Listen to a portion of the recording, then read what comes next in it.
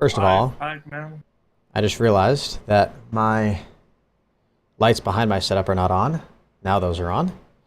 And now I have to re-add my key lights because for some reason they like to disconnect themselves every time before I go live recently. And I've actually been having issues too, dude. Like I contacted Xfinity about this. I guess like my Wi-Fi just doesn't work. Like I can connect to my network, but the speeds are just really like stupidly slow. And so I think there's something messed up with my modem, which is so weird because it's like relatively new. Like I got it kind of recently because of another issue I had with another Xfinity modem. And so like I can swap it out for free. But like, I don't know, man. It's so dumb. What's up, Henry, Adrian, Ace, ZNT, Gene, Jack, Louie, Corey? What's up, everybody? Welcome, guys. What are you saying, Billy? No, I was gonna say I'm about to switch out my the router I bought and just use the modem router, like because it's a combo. I just wanted to use a Netgear. That's what I do too. But it never really worked. Yeah, I literally use the same. I just use the thing that Xfinity sent. I feel like less things in between throttles the speed less. You know what I mean? Like if it's got a built-in router, like might as well. That's probably why mine goes out like sometimes. So. Yeah. How are your eyes doing, man? Oh God, chat. Okay, so I have actually. First of all, I'm getting my lights set up. They look better. Well, so you let me turn on the lights actually, and then you'll be able to see. But so you want to know something sad that actually happened? So not really that sad, but like just unfortunate. All my fault. Sammy and I were on our way back from a wedding that we went to on Saturday. The wedding was really nice. It was for one of Sammy's friends that she's known for a long time, and so that was really cool. We're on our way back from the wedding, and my eyes were really itchy in the car ride. And so I was itching them a lot. And that obviously didn't go well for them. And so like the next morning when I woke up, like they looked as bad as they did when it was like at its worst. Because I was like really scratching them. Oh God. And I know, but they were so uncomfortable. And I shouldn't have scratched it, but I did. And yeah, so they don't look as good as they did like when it was actually recovering. Let me turn the lights on. Now you can kind of see. Again, they don't look at the worst that they did, but they definitely got a little bit of their redness back right now.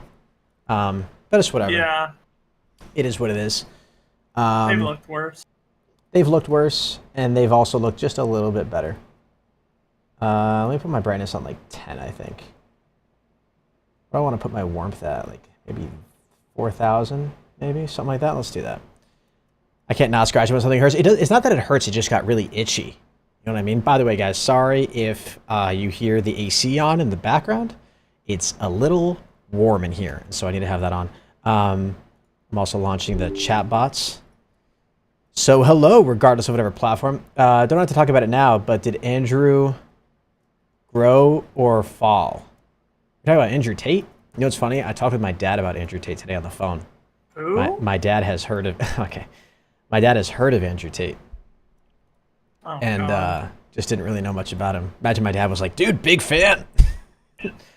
So I kind of gave him like a little rundown of who he is and stuff. But yeah, it's just Fortnite. Oh, it's hot outside. It is warm. It's been really warm and like humid the last couple of days. It's like 77.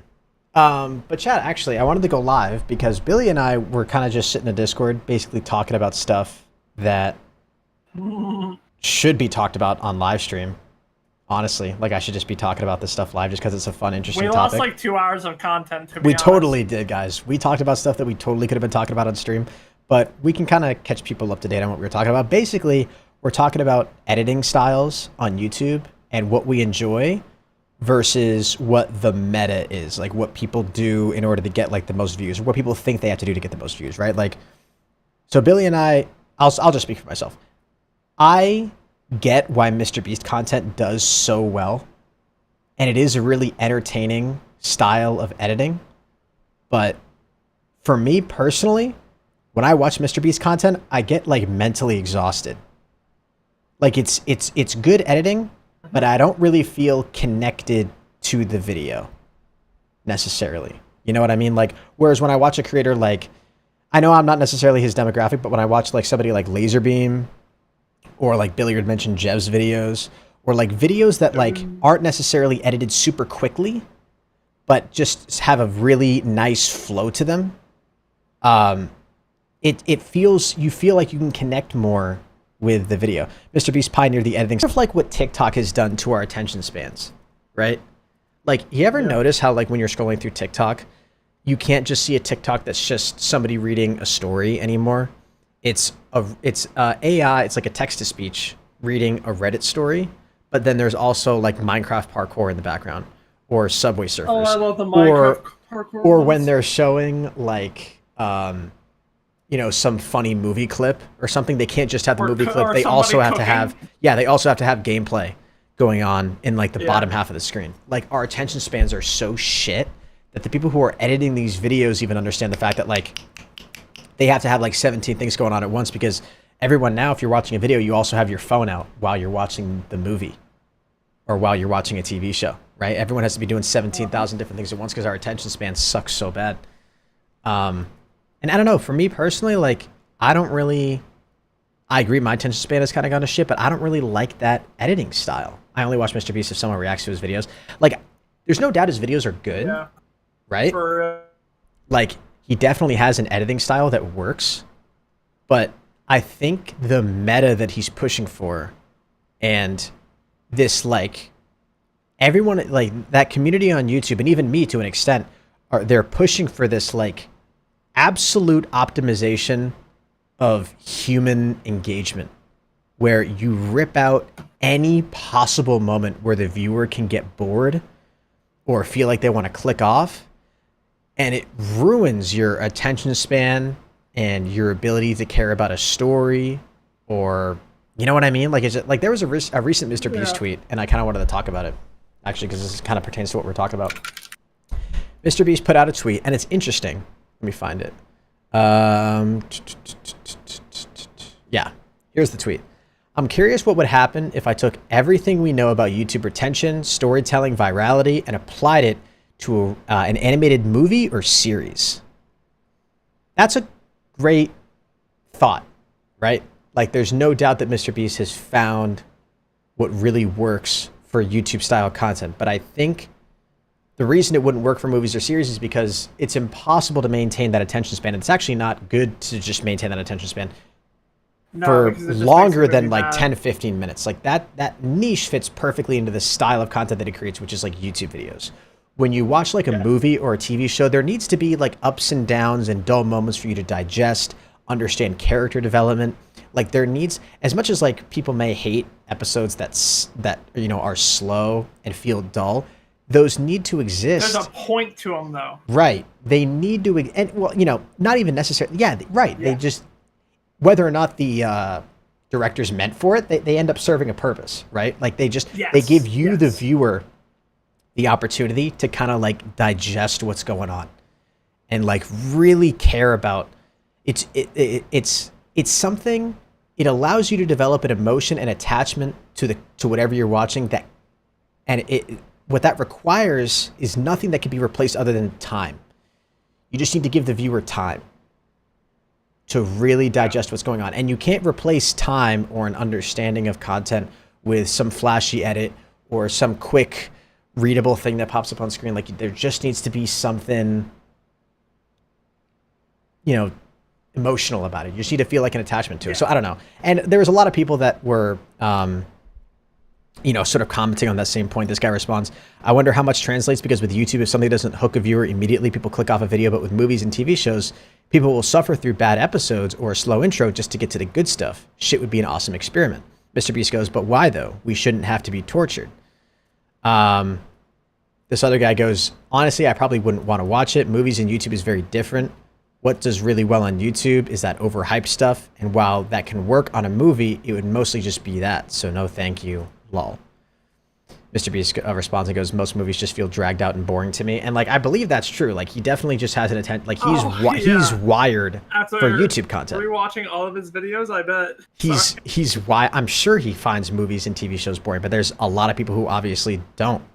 Do you have a story or theme you want to tell? The difference between YouTube content and TV is that movies and series have a message that they want to convey by the end, whereas YouTube content is equivalent to reality TV, where you put a camera in front of people and see how things are going to play out. Which, like, I get the point that he's trying to make, that Frosty's trying to make there, but like, Man of the day. I don't know. I think it's just. Are we gonna react to that too? Yeah, it's one of those things where I agree it would be a fun experiment, but I just don't think that movies can work with that medium of editing style. Like I just don't really think that would work. No. So Especially with storytelling? No. yeah, God. especially with storytelling, right? Because the reason you watch a TV show is not for the one episode. Or like one like scene. You want like the pilot has to be good, first of all. The first episode has to be like has to hook you. Yeah. And yeah, you can equivalent that to a YouTube intro, I guess, whatever. But like that's what like and then you can get to the bad episodes like after that. Yeah, right. I feel like what Mr. Beast might not be taking into account is the mental fatigue that you'd feel watching a piece of content that keeps your attention span as heightened as it does, like a YouTube video, for an hour and a half long. That would be a long time for your brain to be firing on all cylinders, going, Yeah. you know, like chasing every flashing edit, chasing, you know what I mean? Like that would be, I find 10-minute videos to be tiring in that. And I, you know, I might be in the minority of that because that content does really well. And don't get me wrong, the videos are entertaining and they are done well and they do have their breaks, but I just don't think, and maybe he's taken all this into account. Maybe he's totally, you know, we might be talking about a concept, but he's like, yeah, idiot, I've already thought about all of that. And, you know, it might not be as literal as we're taking it, which is just like, you know, the video is just going to be like the whole hour and a half is going to be just that. Yeah. But because I think he definitely knows what he's talking about. But that would be my concern when it would come to YouTube meta movies. You know, YouTube, you know, movies edited with a YouTube meta. It would just be, I just think they're two different styles of stories, you know? It's kind of like how there's short stories and then there's like fictional books where like there's just there's a time and a place for both. The length of them have to be like you're not watching a like most of the time you're not watching a 30-minute video of like somebody just playing one game. You know what I mean? You're like watching the highlights of it. Right. Or like if you're watching a docu-series or like a video essay about something, you're gonna like just sit and watch it. Like it's a different type of content and you have to like change how long everything is for that specific content, and it's just like weird to do that with like movies in, I guess, in a way. Yeah. I don't know. Skylander says YouTube content has numbed me to movies. And I get what you're saying. It's definitely, it's decreased everyone's attention span, including mine. And I don't know. I'll make this one last point too. I don't think, this isn't to say that I don't think Mr. Beast would be bad at directing a movie. No. I just think that this style, the literal YouTube style of like how he edits his videos, an hour and a half of that, I don't think would work. And maybe I'm totally wrong. Maybe you can hold people's attention span, or maybe there's a demographic whose attention span you could hold for that period of time. I just don't think that would work. I think maybe it would get views, but it wouldn't get views because it's good. It would get views because, you know, he's so viral and everything he touches turns to gold because he's Mr. Beast. Yeah. But I think one thing that Mr. Beast does really well, and that the best of the best content creators do really well, is they're just really great storytellers. And I find that concept to be really interesting and deep, because if you think about it, it doesn't matter where you're from, what your gender is, what country you come from, what language you speak. People love a good story. People love it. And they feel drawn in and they create like an emotional attachment. That's all any sort of content really is. Whether you're reading a book, whether you're listening to a friend tell a story, or whether you're watching a YouTube video, what you're watching is a story. YouTube shorts are stories, TikToks are stories. You're giving somebody a beginning, and where you introduce a problem or some sort of thing that's happening. The bulk of the video is you resolving that problem, and then the end is you reaching the solution. Right? It's a really dumbed down way to kind of like stories or stories. Exactly. It's a really dumb way to kind of dumb down everything, but that's ultimately what people just want to feel drawn into a good story. And some of the best stories take time. Like, I know there's really prestigious directors who say that like Marvel movies aren't cinema and that they're just overhyped and they suck. But I think part of the beauty, like Sammy and I recently rewatched Endgame, and part of what's beautiful about a story like that is you know how much time has passed for these characters. Like, Yes. think about the Yes. scene where, like, Captain America goes back in Well, time and he's standing on the other side of that glass in the office and he sees the love of his life that he never got to spend that time with, right? And there's that moment where you see in his eyes that he, you know, he has the opportunity to make that happen. He has the opportunity to, you know, say F it to his current plan, go say hi to her, and rekindle everything that they would have had. And that's what happens at the end of the movie. Frick you guys with the spoiler alert comments. Frick you guys. The movie's been out since like 2019. If you haven't seen it by now, you're not going to see it. And don't give me that bullshit. Oh, I was going to watch it tonight. Screw you. But like, and then think about that beautiful moment at the end of the movie where he's in charge of going back in time and returning all the stones to their place. And yeah, I'm and not gonna Banner, lie, though, that kind of like that's a big plot hole. I'm not gonna lie. I don't know how they explain that. what do you mean? Like, That's a actually- beautiful.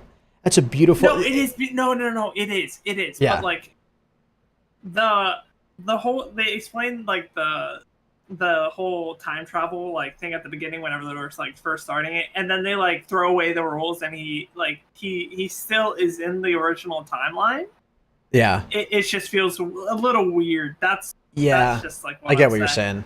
I get what you're saying. But I just like, I guess that point is that, like, the think about the time passing, right? You all of a sudden have the understanding. Exactly. So he goes through the time machine, returns all the stones, and he doesn't immediately come back.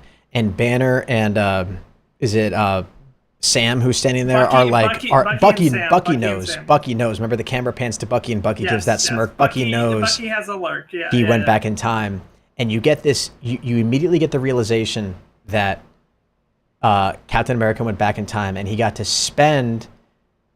live that life with the love of his life that he didn't get to have because he was trapped in the ice for 70 years. And that's a story that for some people they grew up with. Like, think about reading the comics of that. Like, that's a story that's existed for decades. So for some people, the emotional pull that you feel with that is beautiful. That's a really beautiful moment when you realize that he got to spend the life that he never thought he'd get the chance to spend. That's fucking with the woman he loves. That's beautiful. That is a beautiful moment. Captain America fucks. And that is, there's such an emotional pull at that because human beings love a good story. And that's such a great scene. And that's just not something that can be right. That's just not something that I don't think could be as easily recreated. Like, sometimes the biggest emotion that you get from a movie or a series is the time passing, right? Like, think about the ending to The Office. Human beings, when they watch a TV show or a series, they invest their time into it, right? Like, you make it part of your routine. Like, I don't know about you guys, but like in college, not only did I watch The Office, but I watched Friends too. And I made it part of my routine every day when my classes were done, or watch an episode.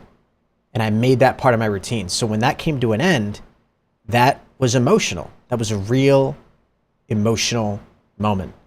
And I think that arc of storytelling, while I'm not saying Mr. Beast couldn't do it, but I think that takes a different level of perspective and planning than what normal YouTube videos would take. There's something about just time that you can't replace. So let me know what you guys think, and check out Hennis Highlights, because that's where this will be. Yeah, I love that, man. I love that. I was reminded, dude, when I went back and I watched Endgame with Sammy, that movie... Endgame was not nearly as good as Infinity War, though. It's been a little while since I last seen Infinity War, but man, that movie is beautiful, man. God. It's such a... I think it's a really good, like, 10-year cap on, or a bow on, like, everything. And also, I think the whole like where they're going with it now Mhm. is really good. But I hate the people that say that Phase 4 right now just sucks. Like, Really? Is people saying that? obvious, yeah, people because it's like they're all separate stories right now, and it's going back to like Phase 1 route. Yeah. Like everybody's getting their own little like intro like to their hero, and then they're just gonna all come together eventually. It's obvious. They're just gonna do the same formula. It's I don't get why people like dislike what's going on. It's like a different way to do it. Again, Yeah. it's like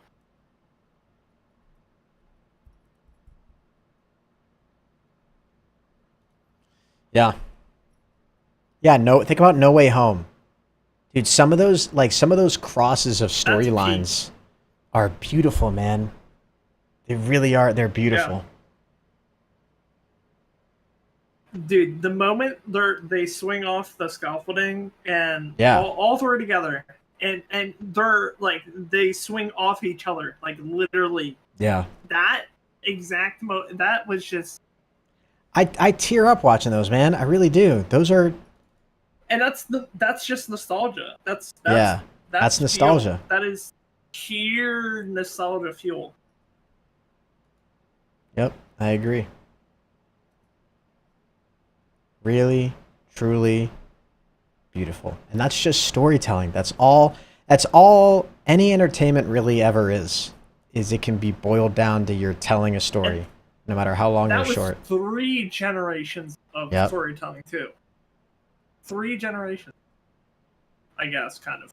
And that's yeah. Yeah. Really, really cool. Really cool. Yeah. Could even use like zombies storyline. Oh, As an example, 100%. too. 100%. It's anything um I love the zombie bro, who else got a storyline. weird Oh feeling my in the God. end when after 20 years of the goblin being dead, the moment when Peter cures him and it all changes?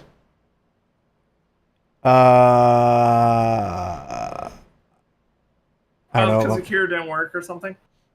Oh yeah, I'm Or not too like familiar with the Super Spider-Man Psycho. timeline, but yeah, I went Super Psycho or some shit. yeah. People are Also, suckers for a good sob story too, man. People love sob the stories. the scene of them encapsulating like the spider sense in No Way Home Hmm. was just done perfectly as Yeah, well. yeah, It was like and that's hasn't been done in a. I don't think they did it during Toby's, but I know they didn't do it for Andrew because that whole those two movies were just wacky. yeah, But Andrew Garfield was always good in them. That's the thing that really sucks is that he was like actually like a good Spider-Man. yeah. He But was great. Yeah, it was just like a good encapsulation of how the senses work and how they actually like affect him. yeah. And then he honed it in, and Norman's on sabbatical, honey. Classic. Classic. Classic. Sabbatical.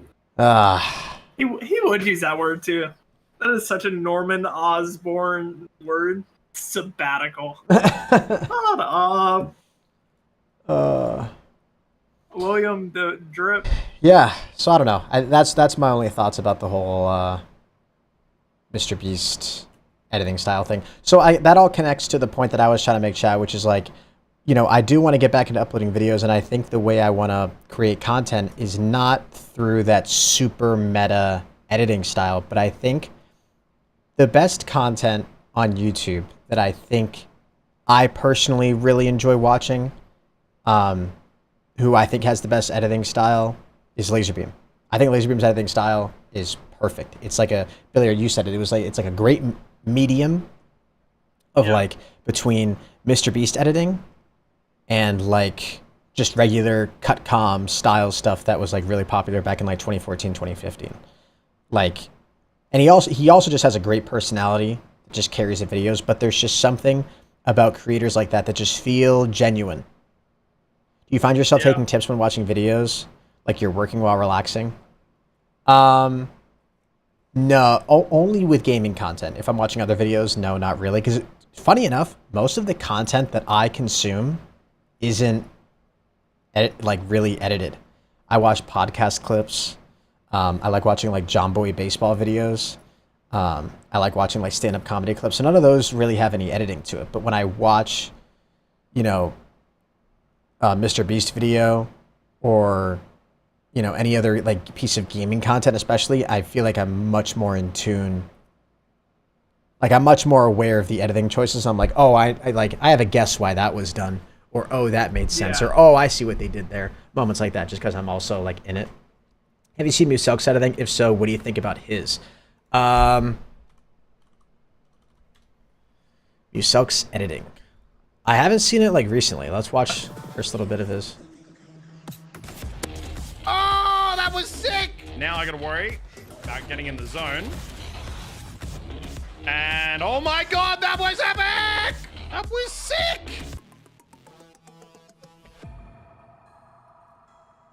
Guys, today Fortnite is all about pain for me. Like, it's good, and the style of like putting a really good, like a funny clip or a good highlight at the beginning of the video, I think is definitely a good style. I don't know. I don't want to sit here and like critique Muselk's content just because like everybody, I don't know. So like me personally, so like, I don't know, if we're rewatching this moment, I think even though that was only 3 seconds, I think that was a little bit too long. Like, I don't know. And I know I'm like talking about like having super like meta editing styles. Oh, that was sick! Now I gotta worry about getting in the zone. But And oh my yeah, I don't know. Like I think that intro is good.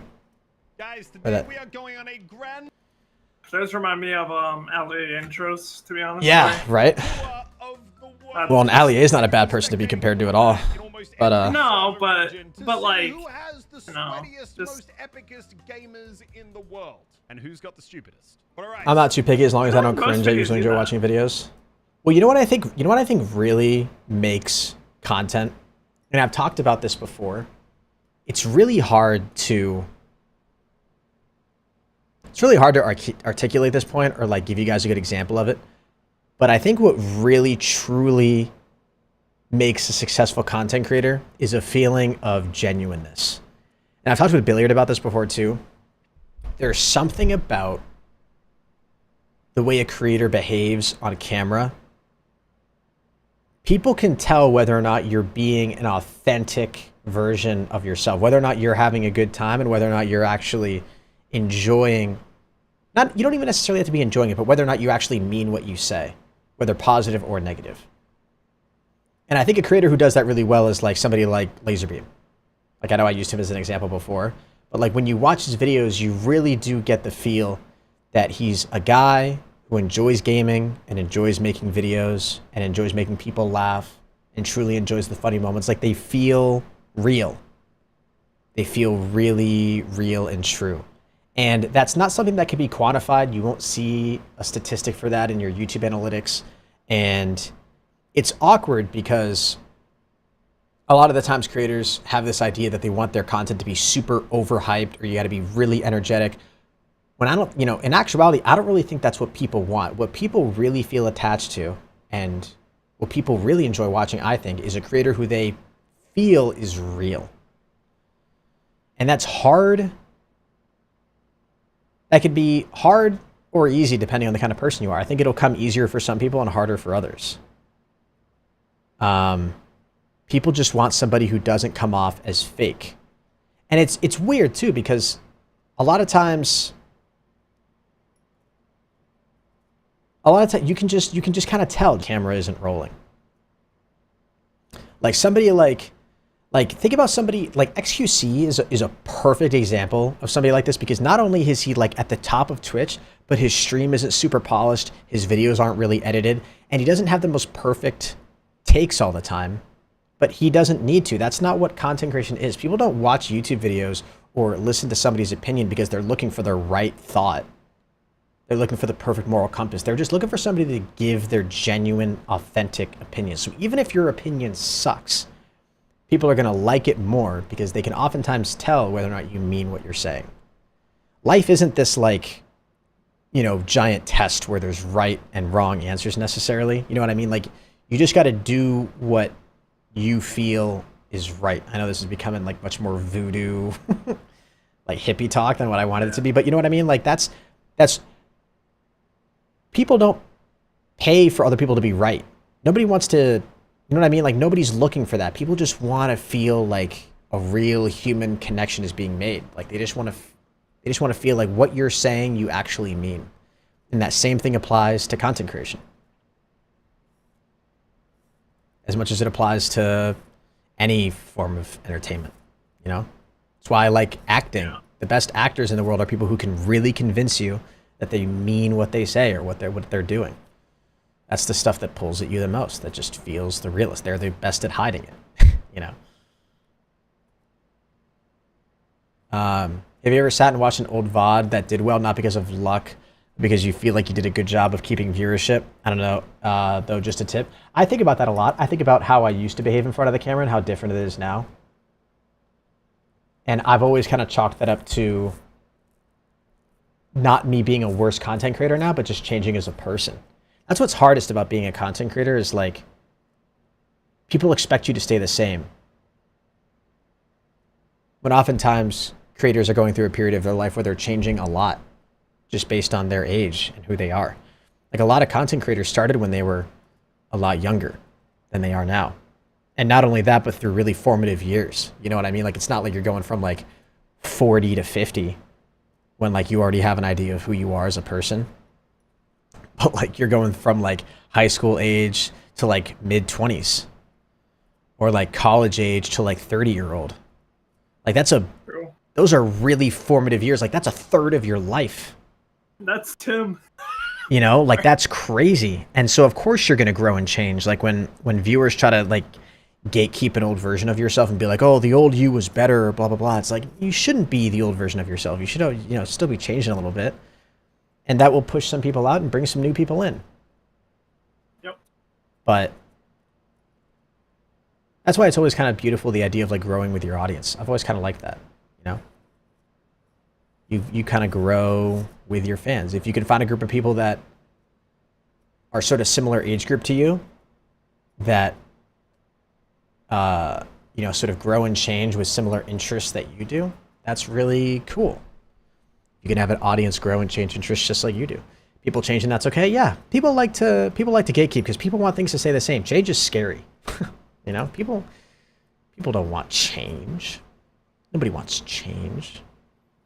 But when you put yourself in an uncomfortable situation or something that you're not, you know, think about anybody who's ever like really done something amazing. You know, they're probably putting themselves in a really like in an uncomfortable situation, where they're, you know, being forced to kind of learn and adapt about what they're doing. Let's turn off my AC now because it's getting kind of cold. What's up, Mario? What's up, Zekton? How you guys doing? Yeah. It's nearly 4 a.m. in Great Britain. Damn. You ever thought about changing your content completely? It crosses my mind.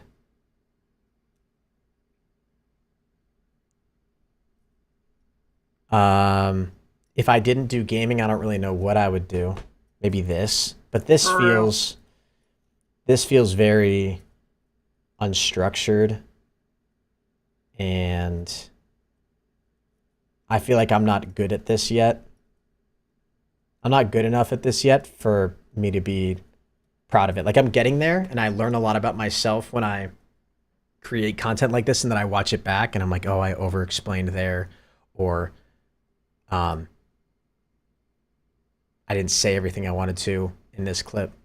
But I enjoy this a lot. I know it might sound stupid, but like the art of articulating yourself and like explaining how you feel, like putting your thoughts and feelings into words is like a really cool art, I guess you could say. That's a really cool skill to have. And, you know, people who are the best podcasters in the world are really good at explaining how they feel about things, or just good at asking good questions. You know, like people are just good at that. I don't know. I think that's a really valuable skill set to be able to articulate how you feel and put your thoughts into words. Have worked on while making Hennis highlight content, you know? The only thing that sucks about a podcast... What? You just oh, cut did out. I? Oh, shoot. Yeah. Yeah, it's done that a couple times already. Yeah. Shit. Unfortunately, I think that's just my internet. But, like, here's the thing, chat. When it comes to a podcast, what bothers me about podcasts is, like, every influencer has a fucking podcast, dude. Every influencer does, you know? And it's not like everybody thinks they can just do this. And I agree, like, some people would listen to it, and that would be really cool. But I think there's, like, I don't know. Like, every wannabe influencer from LA has a podcast.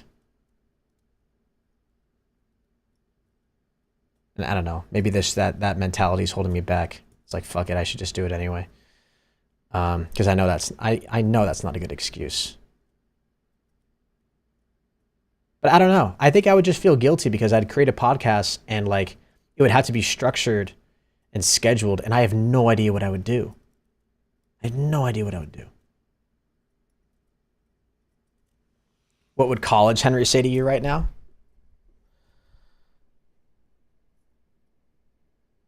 College Henry would tell me to just do what works, which I haven't even been doing that. You know what I mean? College Henry would be like, dude, fucking, why aren't you uploading? I miss College Henry. For real. Like, you idiot? Yeah, dude, for real. That guy really knew what he was doing. This guy? Yeah. No fucking clue what he's doing. I like this. You compare to you in 18 because you're more personality smart and sarcastic. Thank you, dude. That's really nice.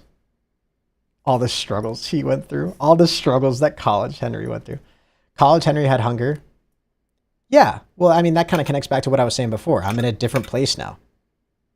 I'm in a very different place. This mindset is what ultimately led to my downfall. You know, when my channel started to tank in late 2020. It's because I got all caught up in, like, I don't know what to do anymore. Like, what I'm doing isn't creatively challenging. And yeah, it's making me money, but I feel like I owe people more. And then I went down the rabbit hole and I couldn't figure out what I could do to make myself more unique and stand out and to justify how well I was doing. And I know that sounds all dumb. It's like, wow, look how good of a person you are. You know what I mean? Like, you sacrificed money for creativity. But I mean, like that shit, it was like a mix of, like, imposter syndrome. That shit really got to my head, and I couldn't figure out a way out of it. And I still struggle with it. And now it's almost at the point where it's like, now I'm almost at the point where it's been so long that it's almost embarrassing to try again, if I'm really being honest. I think when I really dig deep and I let the most vulnerable side of myself out, I think I enjoy thinking in my head, like, I know exactly what I'm doing, and I could get back to that point of success if I wanted to. I think the real scary reality is, what if I try and it doesn't work? I think that's the scariest thought. What if I get back into uploading and I don't have enough to keep going?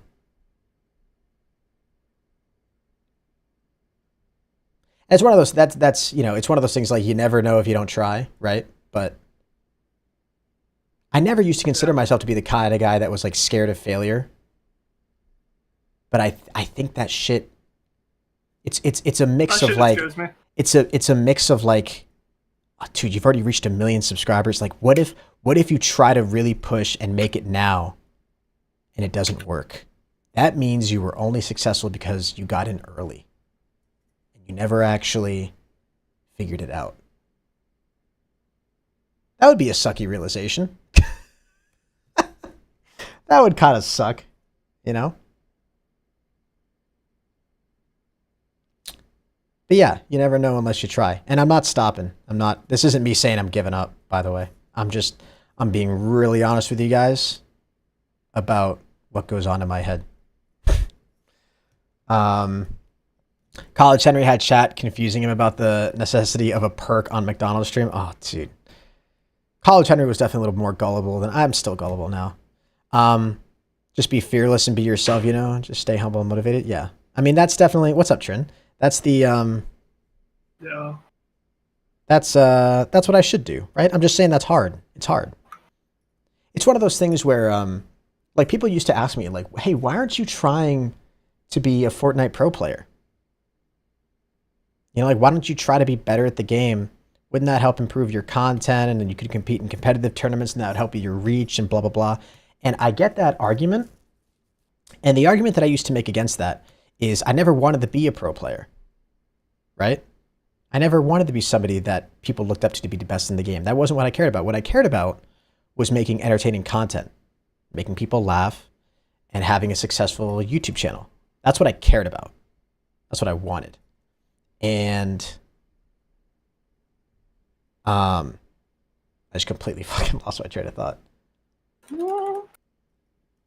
Yeah, I just didn't want to be a pro player. But I think there was another element too. Like I would have enjoyed the benefit of being really ridiculously good at the game, right? And being like somebody who was considered one of the best in the early days of Fortnite. But the reason I think another reason is it's like I can never say I failed at being a pro player if I didn't try. You know what I mean? Hi, Sammy. Yeah. Sammy just changed my game mode to just chatting on Twitch. Sammy, did that work? Let me make sure it worked. W. Thank you, Sammy. You're right. We talked about that earlier. I needed to change that. I don't know why it isn't changing. I'll change it right now. You're definitely a mod, so I don't know why it isn't working, but thank you, Sammy. I just changed it. Let me read else what people were saying. If you got an early, don't you think you have a knack for knowing what blows up? Yeah, and I think I do. And I think there's a really good chance that if I tried again, it would work. But there is also that part of me that wonders if it wouldn't. And that would suck. And I never thought, I would never, even now, saying it out loud, it doesn't feel real. But I do wonder if that's subconsciously, if there's some part of me that's what holds me back. I've been fighting to let myself fail for years. It's not the right mindset. It's so effing hard to get out of. I still haven't, and who knows when and if I will. Yeah.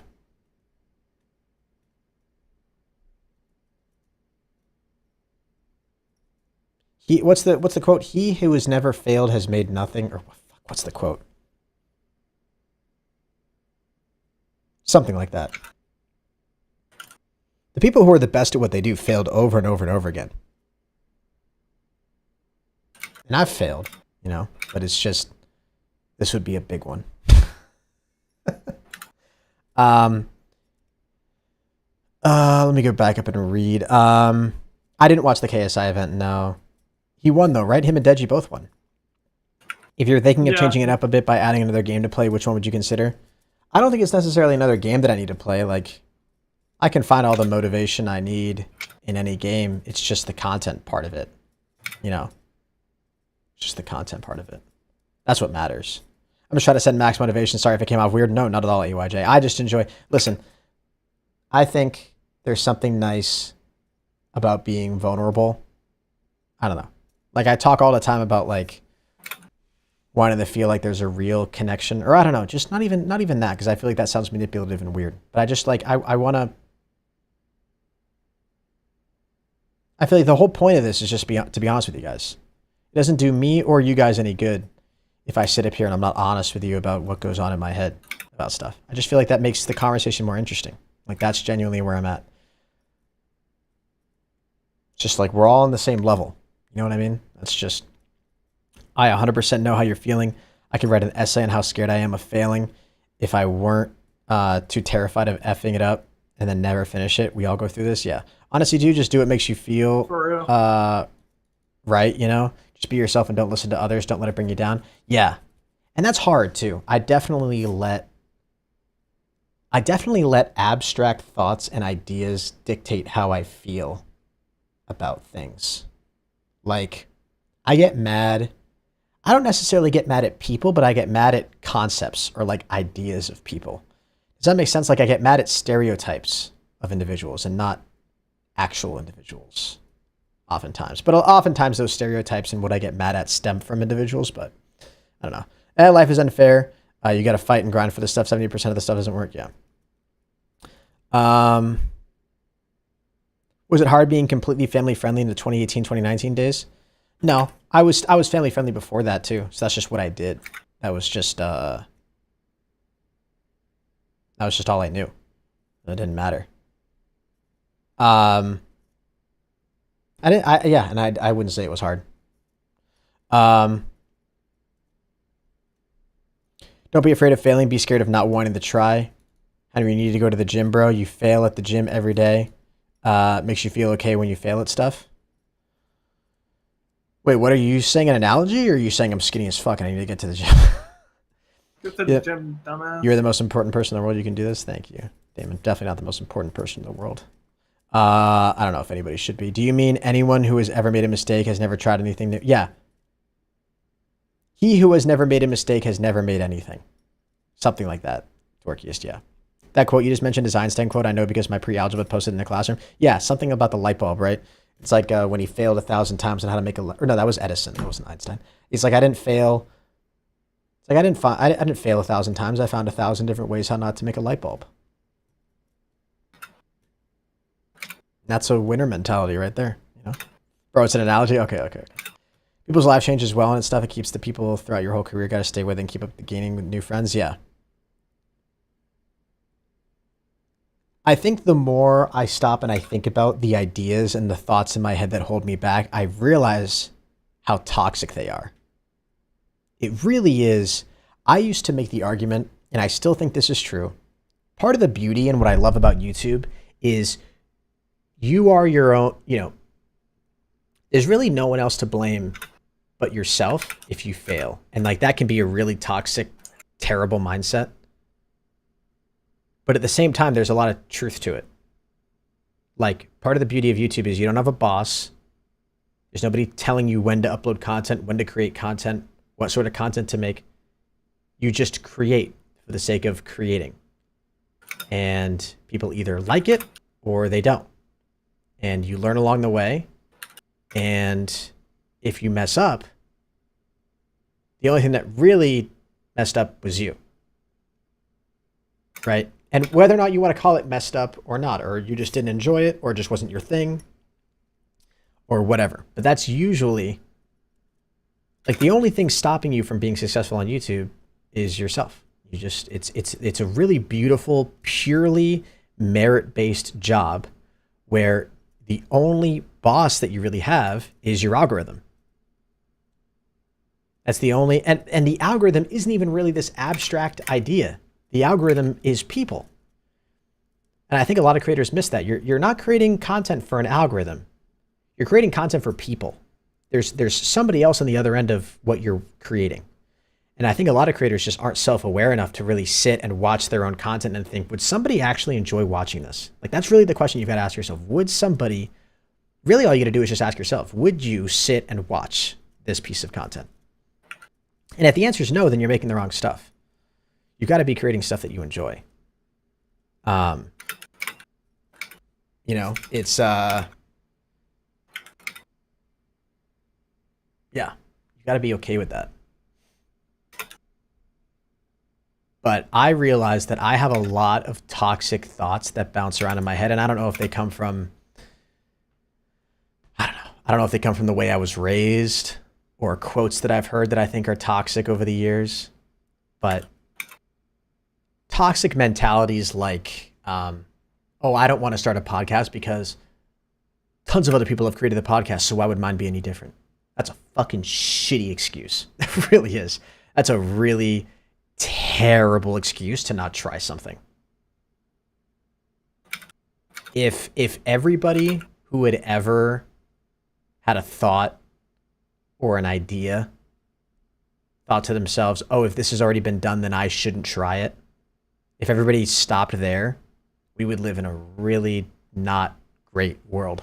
We wouldn't have as much innovation. We wouldn't have as many ideas bouncing around. Boing. Boing. Oh, that was good. Out of ideas. Been a fitness guy lately. Sorry for the analogy. It's just not, yeah. Honestly, I enjoy these streams personally. I love watching you play, but I love hearing you speak about yourself and topics. It goes together with genuineness. Plus, you establish a connection. Yeah, that's really my goal.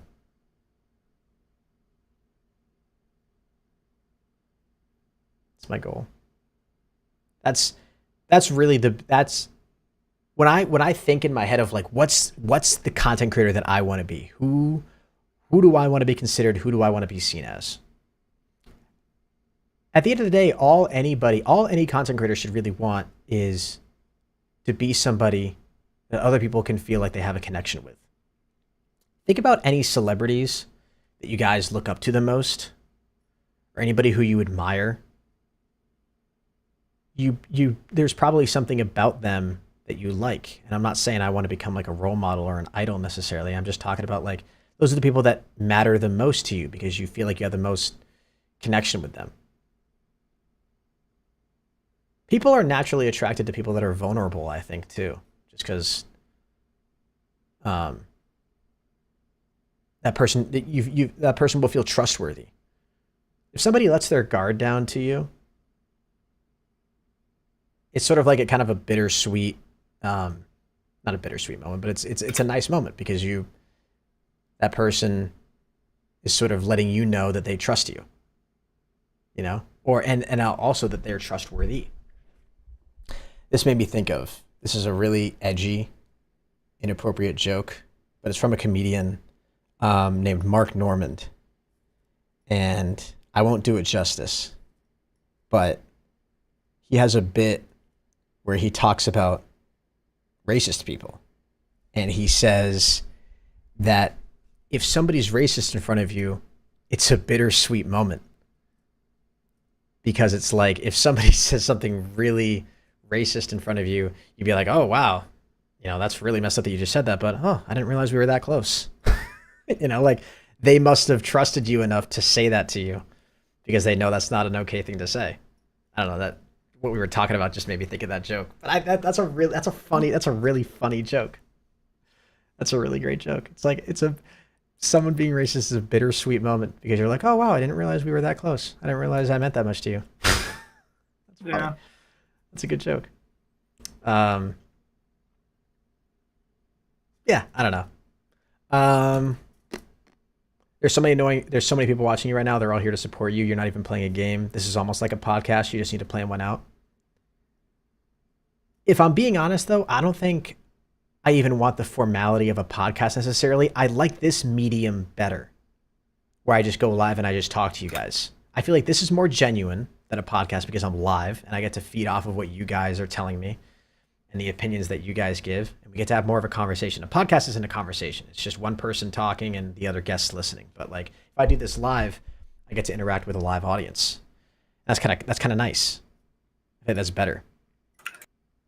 And it also allows me to like keep doing what I'm doing, which is I get to live stream every single night on my main YouTube channel. And then I can take these clips and I can put them on my Hennis Highlights channel, which is sort of like what I consider to be a stepping stone for podcast style content. You know, I don't think I necessarily I think me jumping to create a podcast right now would just be another thing that I'd be starting that I wouldn't be able to maintain. Yep. I can barely maintain live streaming. I can't even maintain uploading consistently. Why the hell would I start another project? Another opportunity for me to fail out. Let's stick with what I have and just create this style of content. Because this also allows me this checks all the boxes for what I want to do. I get to share my opinion on things. I get to practice the skill of articulating myself and explaining things. I get to feel like I create more of a genuine connection with my audience. And I get to create content for it. And content on a clips channel, that's what gets you views.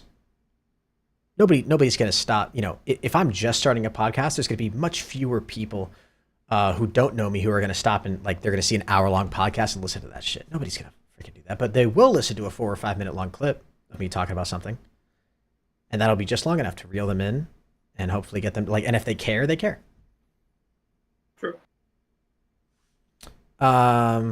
It's indeed a shitty mindset, but in a way it's also your brain telling you that you want to do it, but you want to do it in a different way. You don't want to blend in but stand out. That's what I think. Yeah, it's a shitty mindset. You're right. But I'd want to do it differently. I agree with that. Yeah. So how about them scientists trying to figure out where the time starts and if they can pinpoint its location? Kelton, you always have really interesting videos that you send me on Twitter. Those are always fun to watch. I watched this really cool video recently, and I loved it because it felt like such a weight off my shoulders. I wish I could remember it. But this person was talking about time and how it's such a evil, screwed up, not evil, but just a terrible way to live your life with everything on a timeline. It's sort of a mix of experiences that I had with people talking about time recently. Like, I listened to a Devin Nash video where Devin was talking about starting a business and what age you should be at. And he was like, dude, if you in your 20s, your early 20s, late 20s, early 30s, late 30s, and you're starting a business, he's like, you are so early. It's like you're so early compared to what people may lead you to believe online.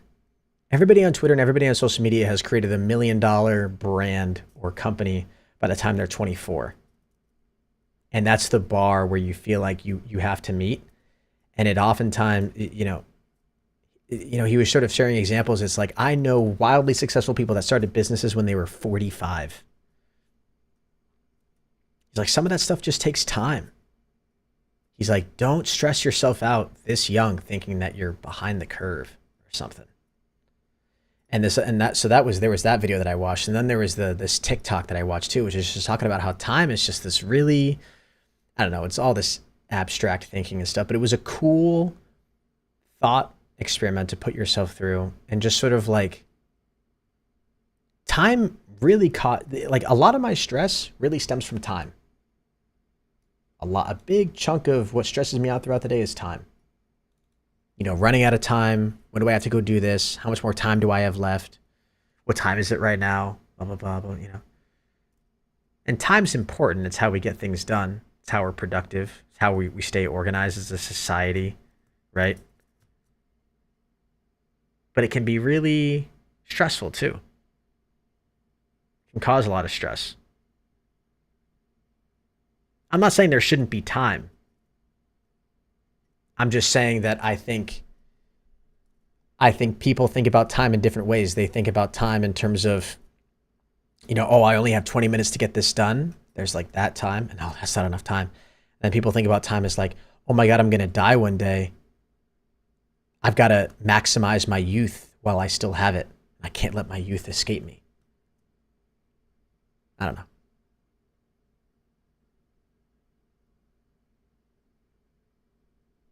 And I think a lot of times, at least for me, that time eats at me in unhealthy ways. And it stresses me out. So I'm not saying to get rid of time, but even just to be aware of how that affects me, I think is good. Kelton, by the way, I'm level 40 in Wizards 101. Just wanted to let you know. Kind of been no life in the game a little bit. Kind of popping off.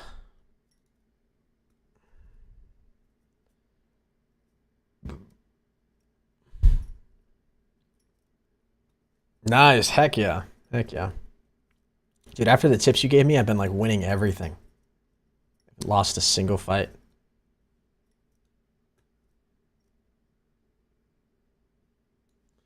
Yeah.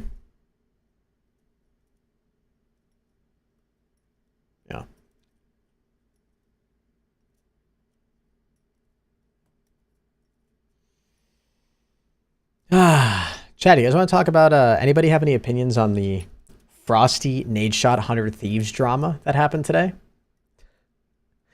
Anyone have any opinions on that? If you guys don't know what I'm talking about, let me fill you in. So Frosty went on a self-proclaimed drunk tweeting spree. And wow, it actually looks like he's deleted a lot of the tweets.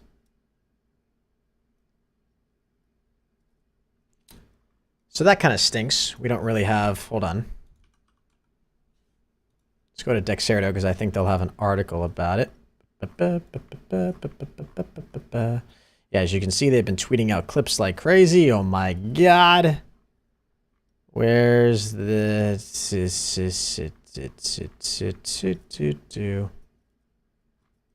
Okay, where's the original?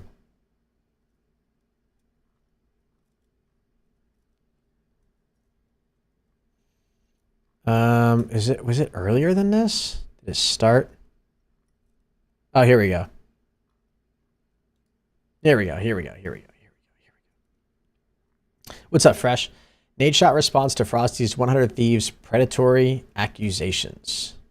So Frosty accuses predatory 100 Thieves of making the mob members broke. Former 100 Thieves mob member Frosty has called them a predatory organization in a series of tweets about his experiences. If you guys don't know, the mob was a group of guys. It was Frosty, Mako, Avalanche, a few other guys who were really popular. I'm blanking on their names right now, but they were really popular on Twitter. They had really great Twitter followings, and they were super entertaining, funny guys. Still are, who joined 100 Thieves. They've been in the Call of Duty community for so long, so they've grown up watching Nade Shot, and they, had a real connection to him.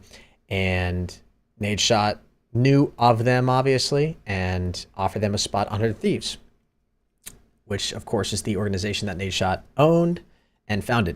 100 Thieves announced the mob in June 2019, which brought Frosty, Classified, Mako, and Avalanche together in a content house based in LA. They quickly became one of the organization's most popular friend groups. So on August 29th, Frosty tweeted that he missed the mob house and claims that the popular content group were, quote, so broke they couldn't afford to do anything worth filming. A user replied to Frosty mentioning that they should have proposed ideas to 100 Thieves to ask for funding, to which former 100 Thieves member claimed that they did. You have no idea how much we asked. It got to a point where it was almost pathetic, he explained. But go ahead, man. Blame the 20-year-old kids that had no idea that what they were doing instead of the $100+ million predatory organization. Lol. Here's that tweet conversation. So it's basically Frosty feels like 100 Thieves took advantage of him. And it became a really big story today, with Jake Lucky tweeting out a bunch of stuff. Hold on. 1 second.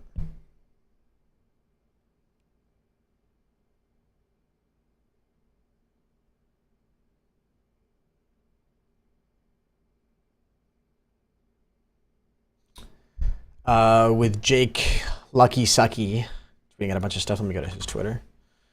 So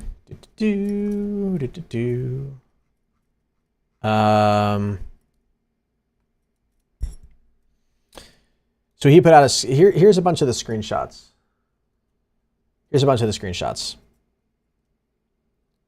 Former mob member Frosty has spoken up about about his past situation with 100 Thieves, saying they were paid less than what their rent was. 100 Thieves took 90% of the sponsorship deals that they brought to the mob, money being a real issue for the guys, among other things. So here's some screenshots. $2,500 each in rent per month while only getting paid $1,650. There were so many days where we had to skip meals because we couldn't afford to buy food unless we begged our parents to send us money. It's truly a wonder why Mako wanted to leave the mob and move back with his family. Imagine we had enough money to where we didn't have to stress over where our next meal was coming from. Could have done some big things, but I guess we'll never know. Me being young and dumb, put all the blame on myself. Thinking about it now, I see how they took complete advantage of us, and these tweets aren't even half of it. Remember when Tfue complained about FaZe taking 80% of his sponsorship money? Try 95%, LMFAO. The most money any of us ever made was during that Uno tournament where we got second place. If you watch it back, you can tell Castro was so disappointed that he beat us because he was so close to us and knew that we really needed the money. Nade Shot went live on Twitch and responded to all of this. And one point that I really haven't heard anyone make yet, and this is a bit of controversial point, and I don't want this to come off as a knock against Nadeshot, or especially a knock against Frosty or any of the guys in the mob. But if I were to take just my outside perspective, my best guess, I think a lot of what this came down to is, hold on.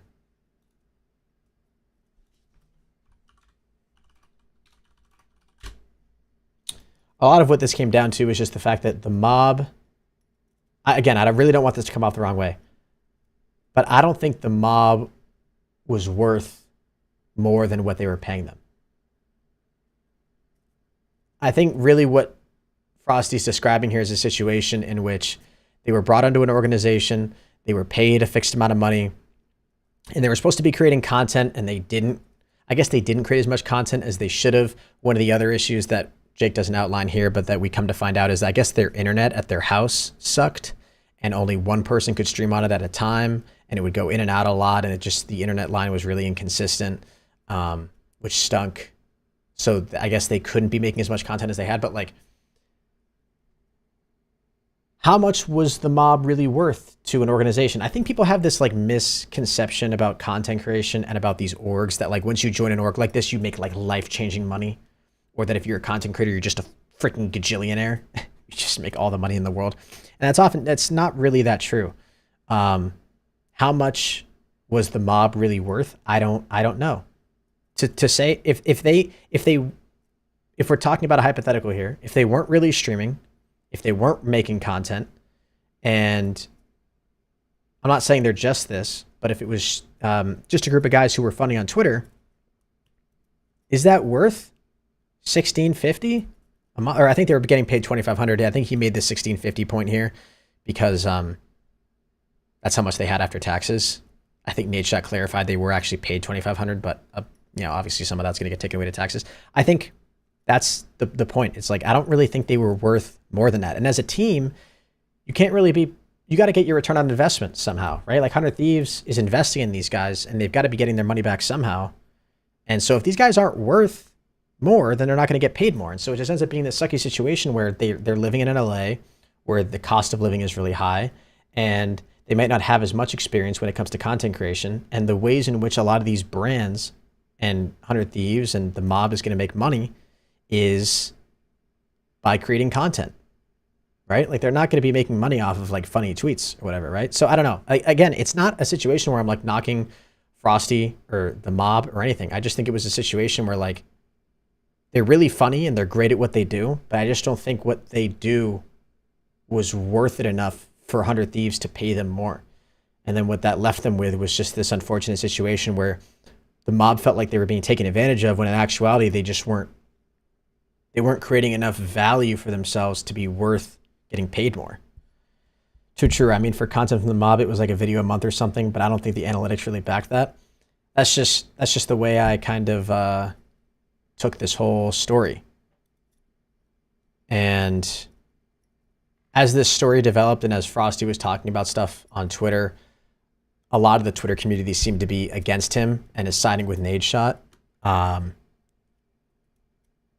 I'm not saying that Frosty doesn't have a right to be angry or a right to be upset, but I think it's just one of those situations where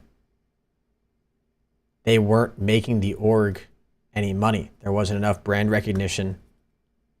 There wasn't enough revenue or enough value being generated from them to justify more money.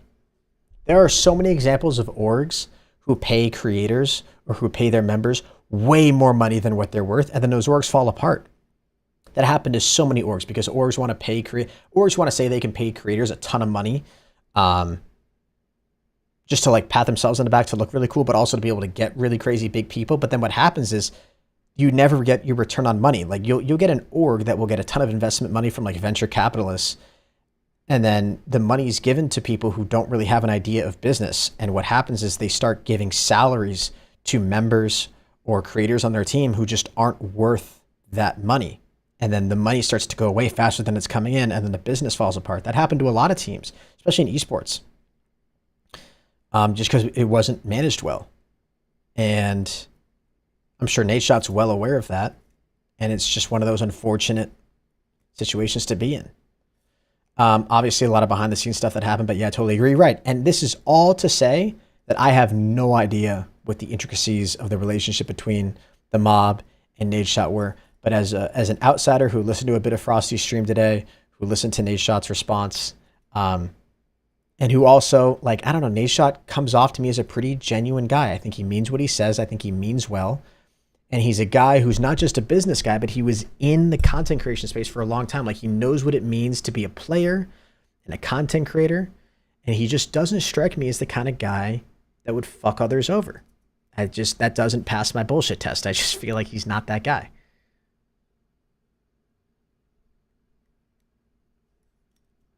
So I don't know. It's just a sucky situation. It's just a really sucky situation. And I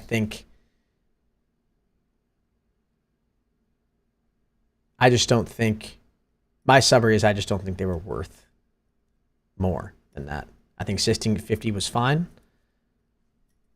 Like based on like 100, and I'm not saying fine of like, that's my determination of their market value. I think that's what 100 Thieves determined was their value, and that's what they got paid.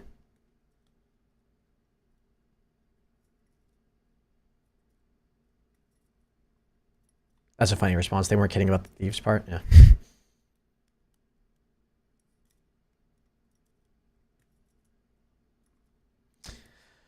I don't know, man.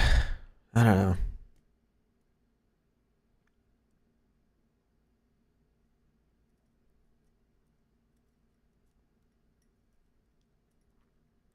Like, a lot of people were siding with Frosty here. And then as soon as Nadeshot came out and explained everything and people listened to what Frosty had to say, I think most people are siding with Nadeshot now. But anyways, that's a story that happened today. You guys hadn't seen that yet.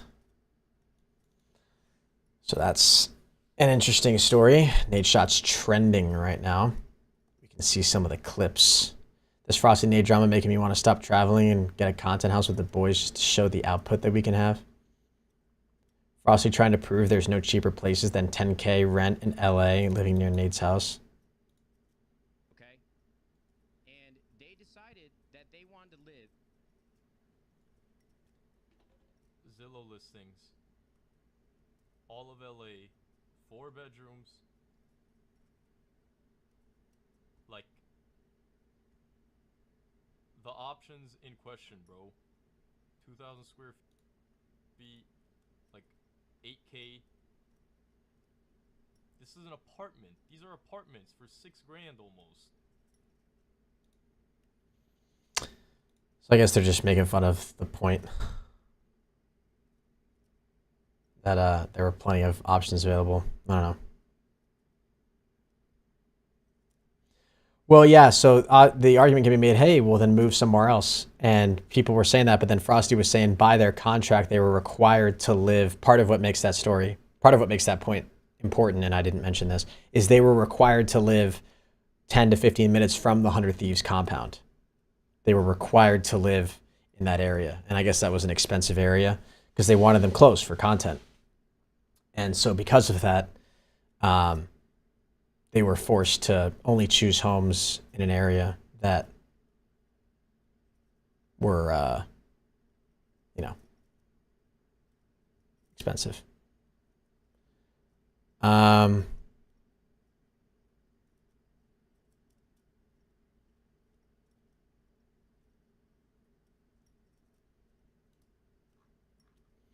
Anyone who was actually watching our streams from the mob house knows exactly how much of a struggle it was to stream from with the internet in that house. This guy responds, nah, Nate exposed you massively. 60K a year for doing absolutely nothing when you had the opportunity to make more, but you barely streamed.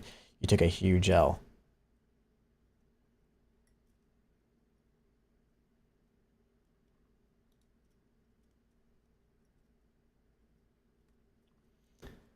I don't know. I know living in LA is expensive.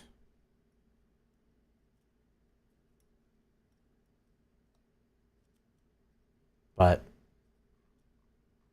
bro got a job, didn't work, and expected 6 figures. Crazy. I don't know. Pretty much everyone started coming after him, saying that they didn't work hard enough.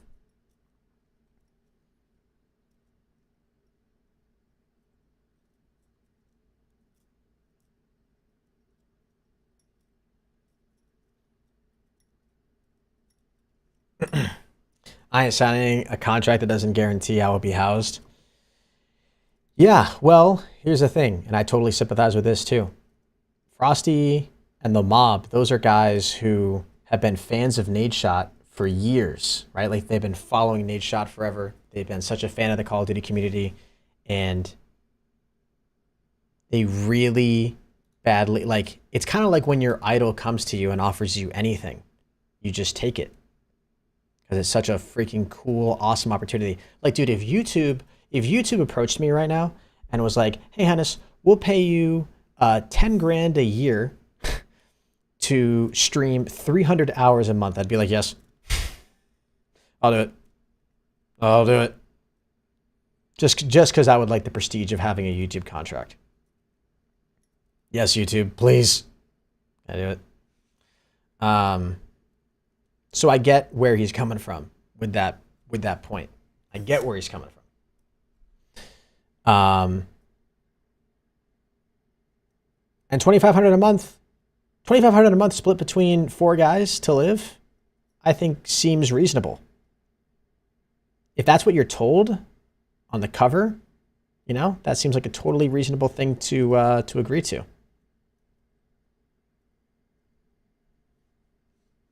I don't know, chat. It's just a sucky situation.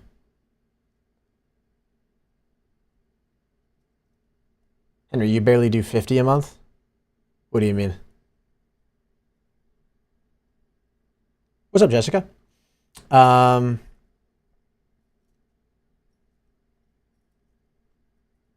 50 hours? Yeah, true. Oh yeah, Jesus, what would 300 hours be? 300 hours a month? 300 divided by be 10 hours a day. That'd be disgusting. Just in all honesty, I wouldn't actually take that. Just throwing that out there. I wouldn't actually take that deal. But like if YouTube offered me guaranteed like livable money, like I don't know. If YouTube came to me and was like,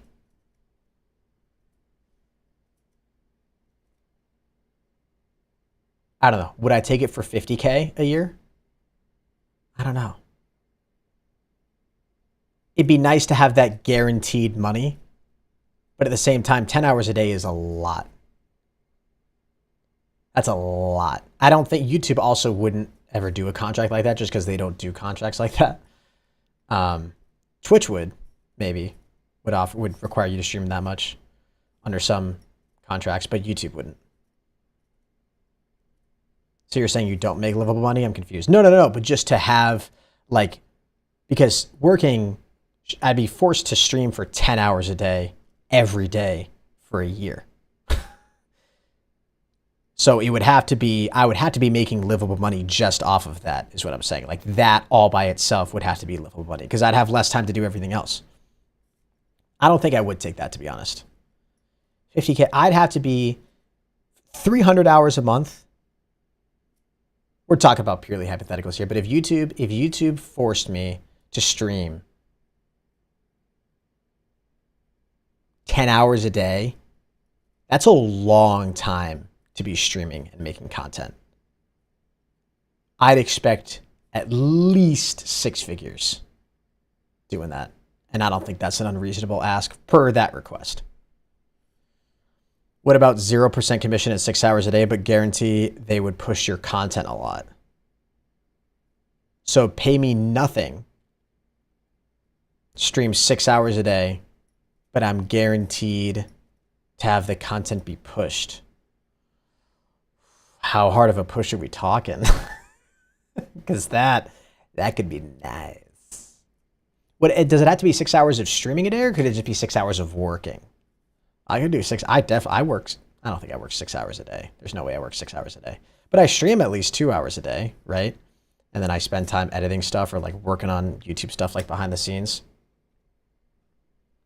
Baki Ray, I know, has to do 100 a month. 100 hours a month ain't nothing, dude. What is that? What's 100 hours a month? 100 divided by 30. Oh, that's 3 hours a day. I would totally do that. Totally. for 6 figs? Yes, please. Sign me up.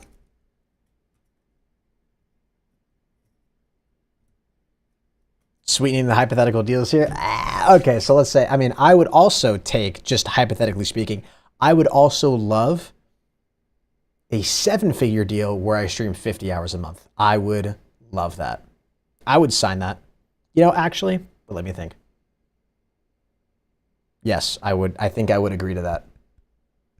YouTube, can you send over the terms just so I can make sure that that's something I would agree to? How much do you make a day? I'm not going to talk about how much money I make. That's weird. That's usually a private thing. But yeah.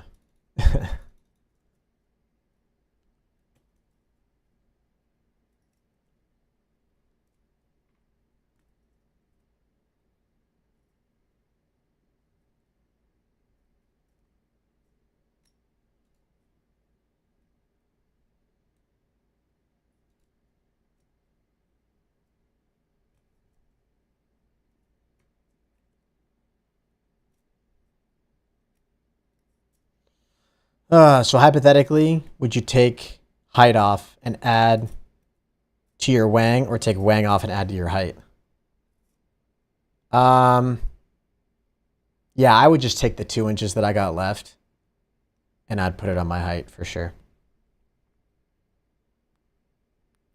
No, I'm just kidding. No, I wouldn't take from any side.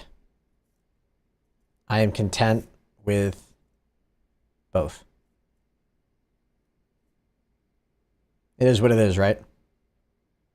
I mean, not everybody can be born with a massive, like, 3-incher, you know what I mean? So you just live with what you got.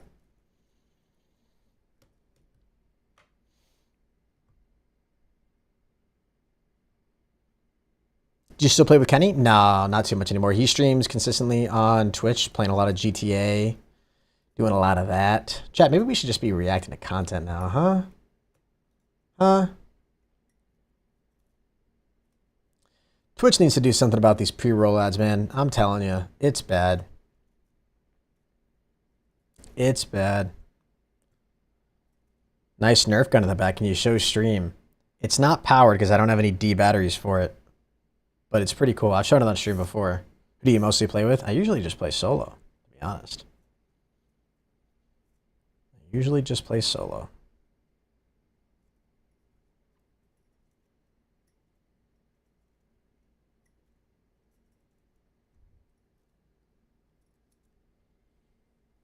Deep thoughts with the deep. True. True.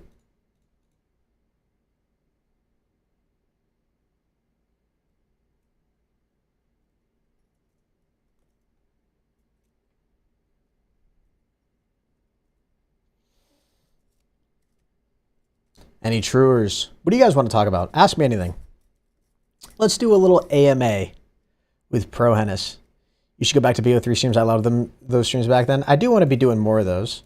I streamed it. I streamed a zombie stream recently, and it's up on my channel if you would like to go watch it. What's your SSD? 970 Evo. Oh, SSN. 111-222-3333. Are all those tubs empty expired? No. These actually have stuff in them. Some of them, I think like one of them are empty. How did you grow as a creator? Story to your first 1K, 10K, 100 million.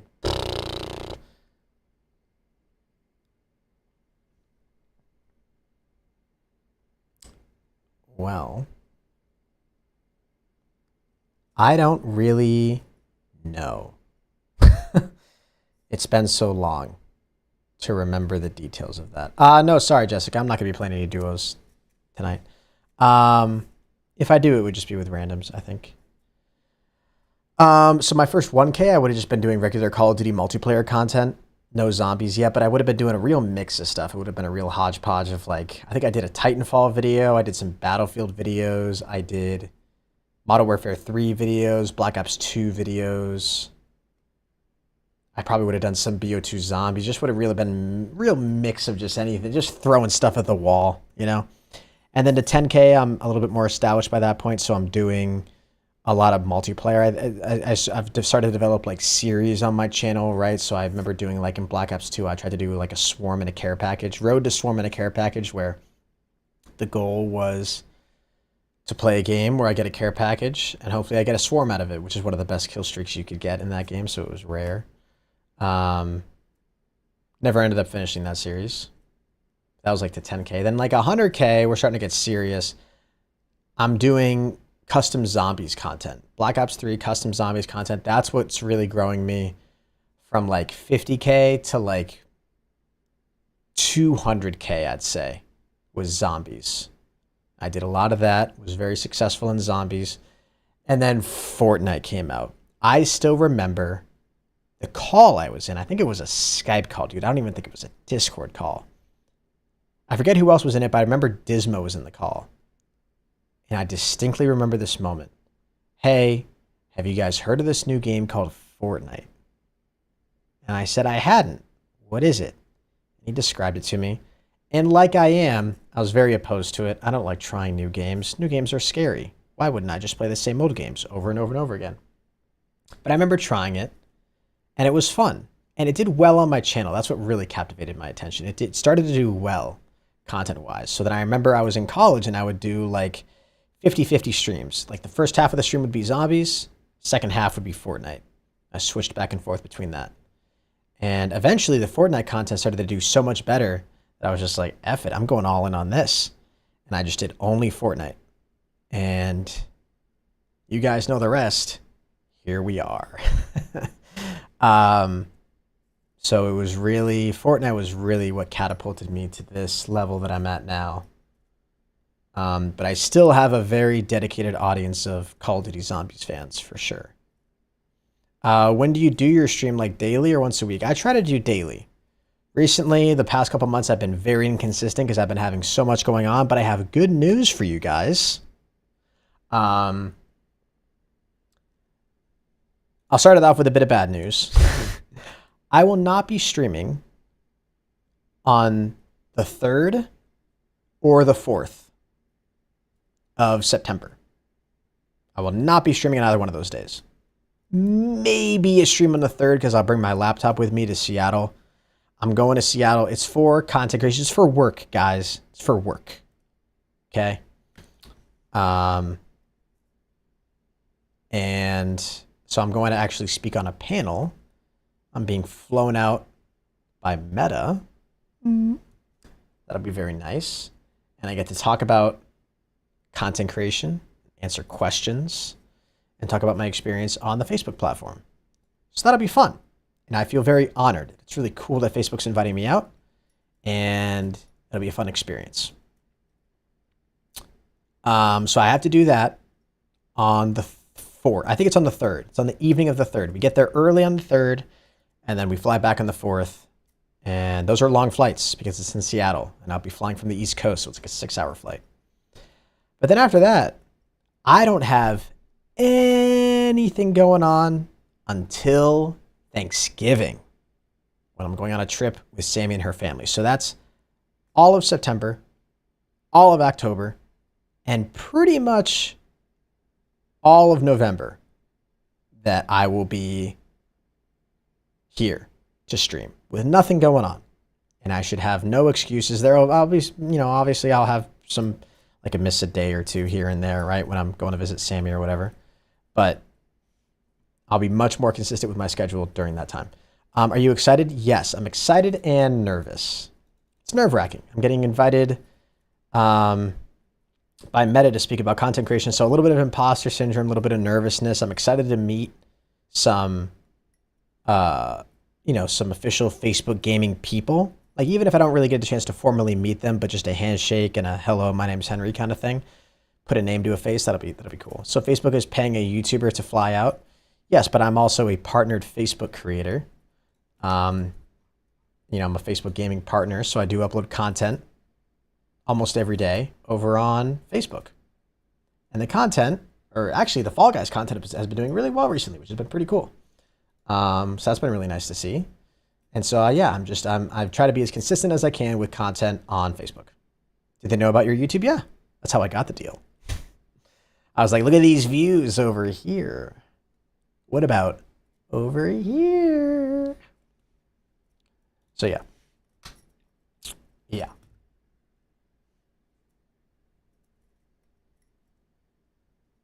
What sports do you like? Because I like football. I grew up really only caring about baseball, and that's true to this day. I really only care about baseball. I don't really watch anything else. I wish I grew up watching football. It's such a culturally iconic sport that I really know nothing about. Fair enough. Surprised I don't care. You sure on both? No. Facebook requires me to create content for their platform, and it's VOD content. It's video. It's not a streaming deal. It's a video deal. So I upload content over there every month. I have requirements to meet. I don't know how much I can tell, but I have requirements that I have to meet. I just farted. And yeah, then I can do whatever else. So I might as well just stream too, because why not be putting my content everywhere? I play basketball and I'm almost the best in my state. Heck yeah, dude. Good for you. That's sick. That's dope. Hell yeah. Hell yeah, hell yeah. All right, chat. I kind of have to go poopy. So I'm going to throw up a video for you guys to watch because that's what I do. What do you guys want to watch? Daily dose of intranet? What are we feeling?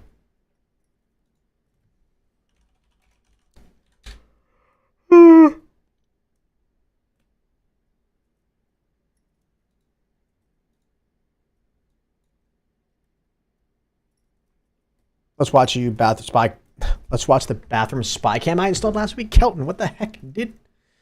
All right, chat. Just because I'm pooping. I'm gonna put this on for you guys. Whoa, whoa, whoa, whoa, whoa, whoa! Can we pause the video, please? Thank you. I'm gonna put this on for you guys, and I think it should just autoplay through the playlist. So here you guys go. Hello everyone, this is your daily dose of internet. I found a newborn horse that refuses to begin life. This horse was just born, but didn't realize it and thought they were still inside their mother's womb. The farmer shakes and massages the horse to wake them up so they can begin life.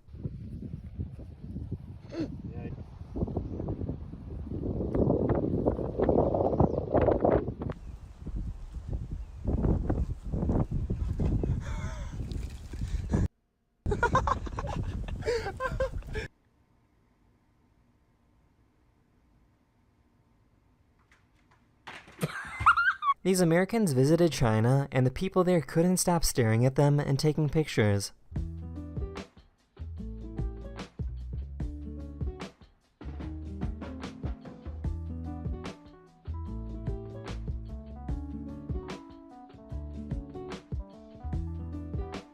Please don't do this. This is not the time, sir.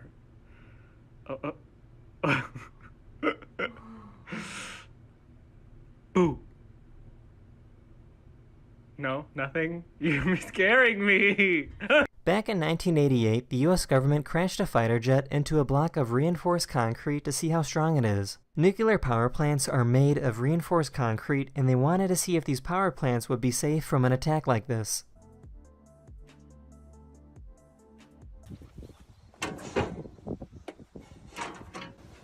Thank you for using me.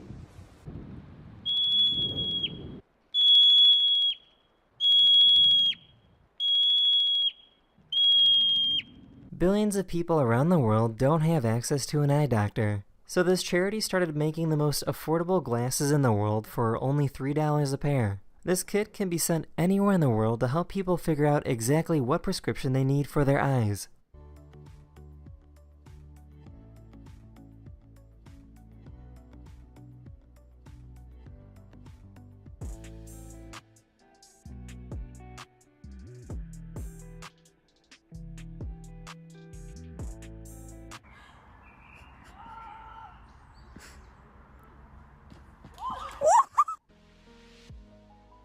That is the end of this video. I really hope you enjoyed, and I'll see you guys again very, very soon. Later. Hello everyone, this is your Daily Dose of Internet. A few days ago, this incredible iridescent cloud was spotted in China.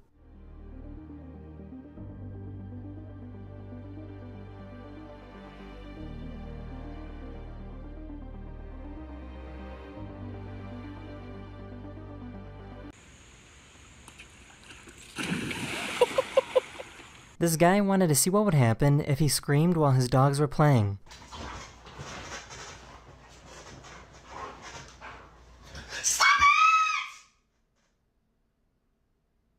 This YouTuber mixed some chemicals together to create a super trippy reaction. What's going on here is called a Belousov-Zhabotinsky reaction, and it's still one of the weirdest reactions I've ever seen.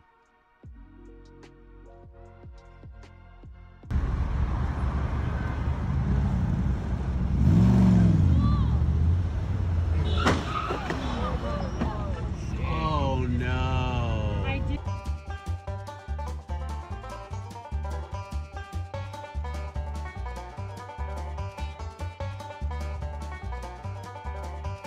This airline wanted him to pay $90 to bring a skateboard on the plane because it didn't fit in the box. Here we go. This should do the trick. All right. How's that? That was unnecessary, sir.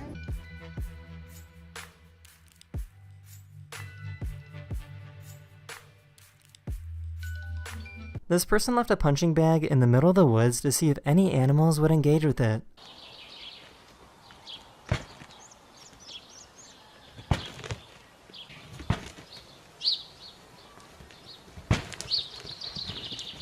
She was upset because he wasn't playing pretend doctor properly.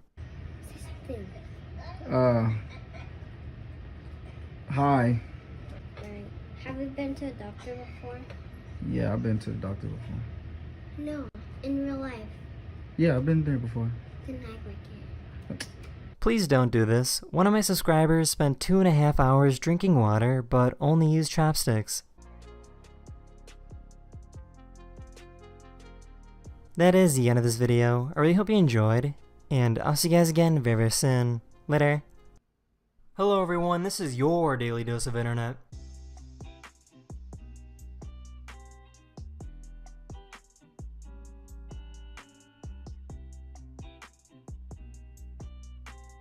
Please do not attempt, as this is a professional. This is what happens when you put liquid nitrogen in a plastic bottle.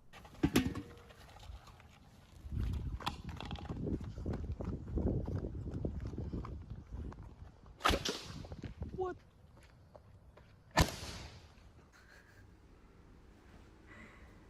Are you gonna pray or someone else is gonna pray? This is a professional, so please do not attempt. This person is demonstrating what to do if you are approached by a shark. It's important to remain calm and not splash around because otherwise the shark will think you're prey. By placing your arm on top of their head, you can redirect the shark away from you.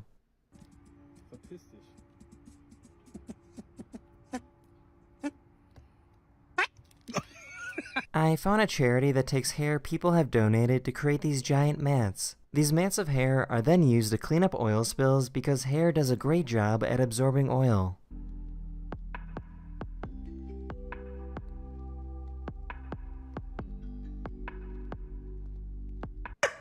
Really? Who is that? Who is this? Who is that? Look at her. Their car got stuck on the train tracks, so everyone safely got out and watched and waited for their car to get destroyed.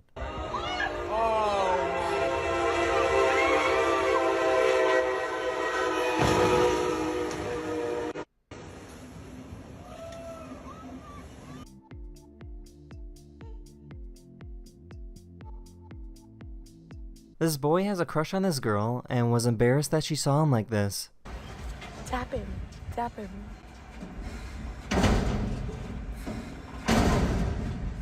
Cookie!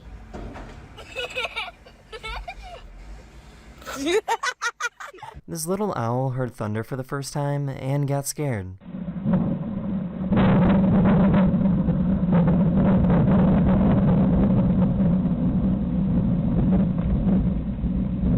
That is the end of this video. I really hope you enjoyed, and I'll see you guys again very, very soon. Later.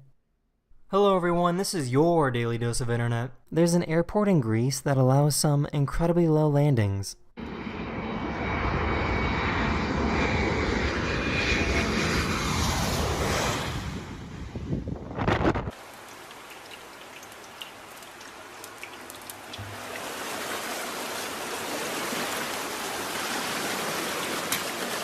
This dad saved their dog that was being chased by a bear.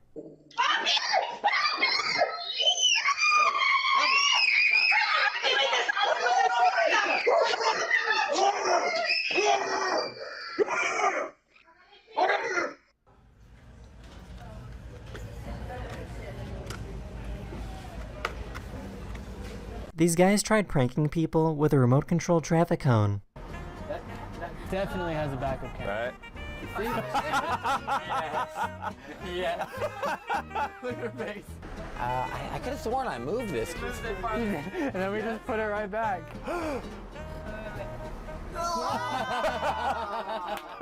This YouTuber made a device that allows snakes to walk instead of crawling on their belly.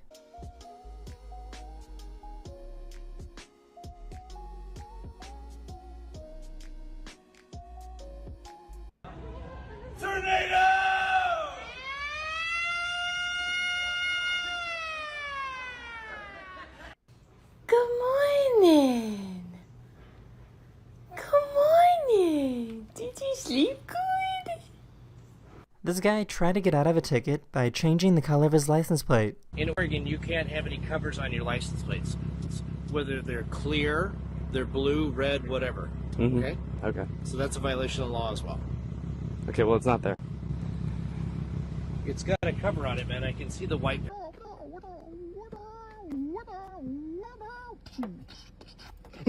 Here's a cool visual that explains why floods are more frequent after long periods of drought. The ground is so hard and dry that it becomes difficult for the soil to absorb the water.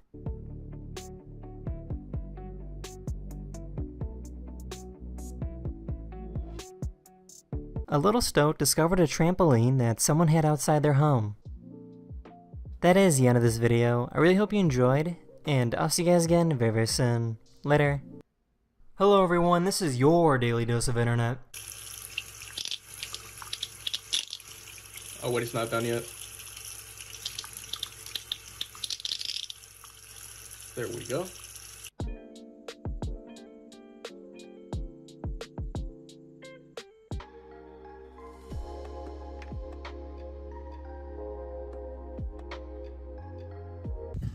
Rush buddy. Oh, hold.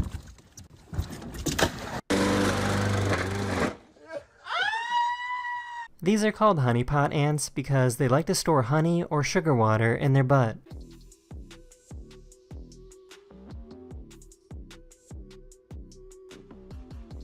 Oh, look, is he going for a swim? He's gonna go for a swim.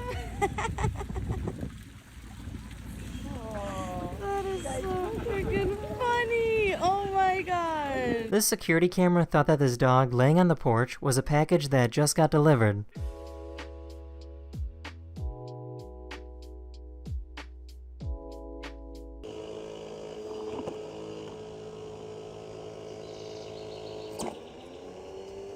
This is what other languages sound like with an American accent. Vina Majatega roots peruski amerikanskim accentem, Briad kakoitov, nasanam dili ochum legko. Kaya batkaraheyo, tumni kabilagan picture nehedaki. Bollywood kisap Hey guys. beturin film omese ekeye. Per esempio, si oputase averi alguni arancini di riso adesso, yosare prezo bene. At only 5 years old, this parent found out that his Hey, guys, son done. can draw in different text fonts.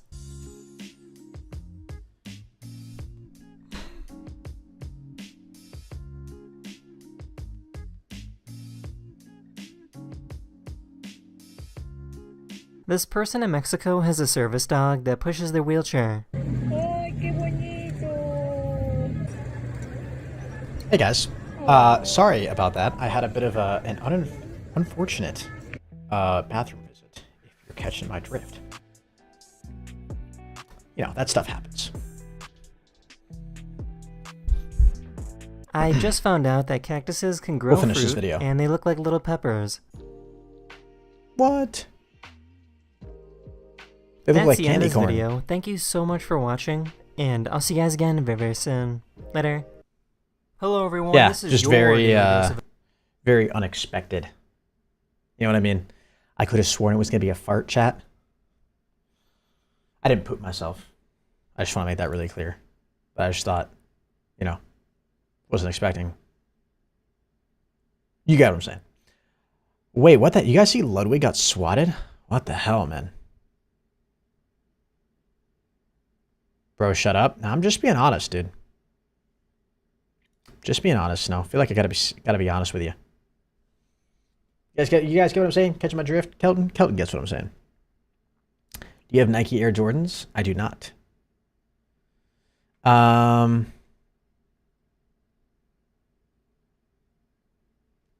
What is this? Okay, I'm actually a little curious what this video is going to be. Yankees are falling apart, by the way. I know, Aaron. They are. They're really not doing too great. They've been the worst performing team since the All-Star break. Been awful. Did Ludwig tell the police to get a hold of the... I don't know, Jaws. I haven't watched the video yet. I just saw him. I recommended, and I saw it on Twitter earlier too. I have no idea if this video is going to be good or bad. I feel like this is going to be a really interesting video. Jubilee usually has good videos, but I don't know. Blind dating 6 glow-up girls versus version 1. Let's see what this is all about. Dating 7 women based on glow-ups. We asked Marshall to speed date 7 women. He must pick one date based on a pre-glow-up photo. Oh, interesting. Right now. It's community college by where I live. I'm majoring in real estate development, and then I also do photography and acting. Okay, very cool. So I guess the concept, for those who don't understand, they're going to be showing him pictures of 7 different girls who had a glow up. So they don't look great in the pictures that they're going to show him here, but now in real life, they've had a glow up. They look hotter, whatever that means. It's very subjective, but they look hotter than the 7 photos that they show here. And he has to choose, based on these pictures, which one he wants to go on a date with. The goggles are so funny. I've taken a photo like that too. I feel her. The awkward stage of life, like, they're really not that bad. My little sister does cheer too, so I kind of thought of her. She definitely looked like that at one point. I mean, are any yearbook photos really that good? Like, everything's bad about taking a yearbook photo, so honestly, again, still just kind of awkward stage of life. They're all taken at school, like all these first 4 ones. And schools I wonder who chooses these. So I'm guessing the girls choose all the pictures, right? This one's funny too. Just a bad angle.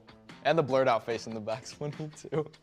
I had acne, so I feel this one too. I've taken plenty of photos like that, showing off my acne. Me too. Trying to get it better. And then this one's funny too. This one and the N one are my favorite. Because this one's just like a double chin and like super low. What's up, Slippin' Jimmy? How you doing, dude? Funny. Do I have to give a reason for eliminating them? Yes, to eliminate somebody. So mean. I feel really bad. I'm gonna go with contestant 3. I don't really know my reason. I just think number 3 first. Hi, nice to meet you. I'm so sorry, I feel so bad. Nice to meet you. What's your name? Marshall, nice to meet you. Nice to meet you. Glow up, for sure. Thank you. I like your outfit too. Thank you. Very nice. I feel so bad. Don't feel bad. You know, I kind of assume redheads are an acquired taste, so I figured I'd either be the first to go or the last to go. Who will be our next elimination? It's a good mentality to have. Number 7. Hi, nice to meet you. So I felt like me and another girl almost my age are going to be eliminated now. Yeah, they're really not that bad. Well, they are. Yours is funny. How old were you in that? I guess like 14-ish. That's not bad. That's just young. Okay, Very nice cool. to meet you. Nice to meet you too. Thank you. All right, contestant 1. Oh, he's got a Tell me interesting. about the goggles. Yeah, so a very silly picture. We were just in chemistry class one day. I was about like 14 or 15, and my best friend, who I'm still so incredibly close with, she just said like, pose right here, do like that smile that I always like to do. And she's gonna come up with like an alter ego for me, and that's where Jerry came from. I was just about to say, who's Jerry? And to this day, it's like a really cute thing, I think. She still calls me Jer. That's like her little nickname for me. That's where the story came from. Fun. But I Good sense of love humor. that picture. I really think. It's fun. I don't like the fact they chose pictures from before 18 and he's deciding if he likes the person 14, or not. 15-ish. Okay, number 2, can you tell me about you? I get that point. I didn't even really think about that. I guess because you're knowing they're older now, so it's not really that weird, right? Like you're just basing it. It's just a fun game, right? Like we're not thinking about it in terms of like, I know all of these things kind of like inherently are a little bit more adult, right? But I don't know. I get what you're saying. It'd be creepy if like he was an older guy. But I think because he's like the same age as these girls, it's not weird. But you can't really have as dramatic of a glow up if you choose super recent photos. I get what you're saying. And I'm sure there'll be some comments that make that same point.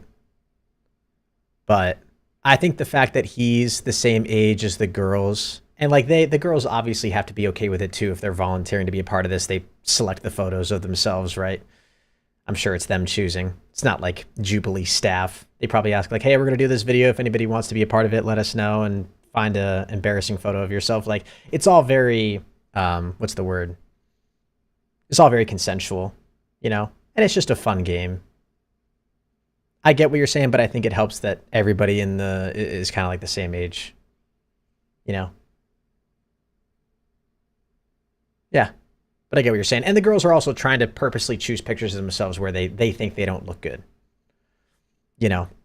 So anyways. About your picture? Yeah, I was, well, like you said, like kind of awkward stage in life, but I still did like cheer. So I just like smiled. My mom was like, smile. And I was like, so okay.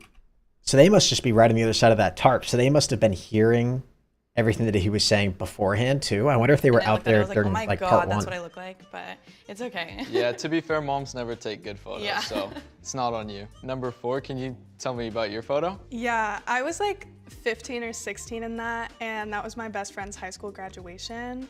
So I was looking good to me at the time. Looking back, not my best moment, but I mean, it could have been worse. And then number 5? I was in a production of They were out there. Hairspray at the time, and I was in the green room getting ready just for the show. And one of my co-stars thought it would be hilarious while I was halfway through my makeup to start taking photos on my phone while it was at that angle, so you get that glorious 5 head.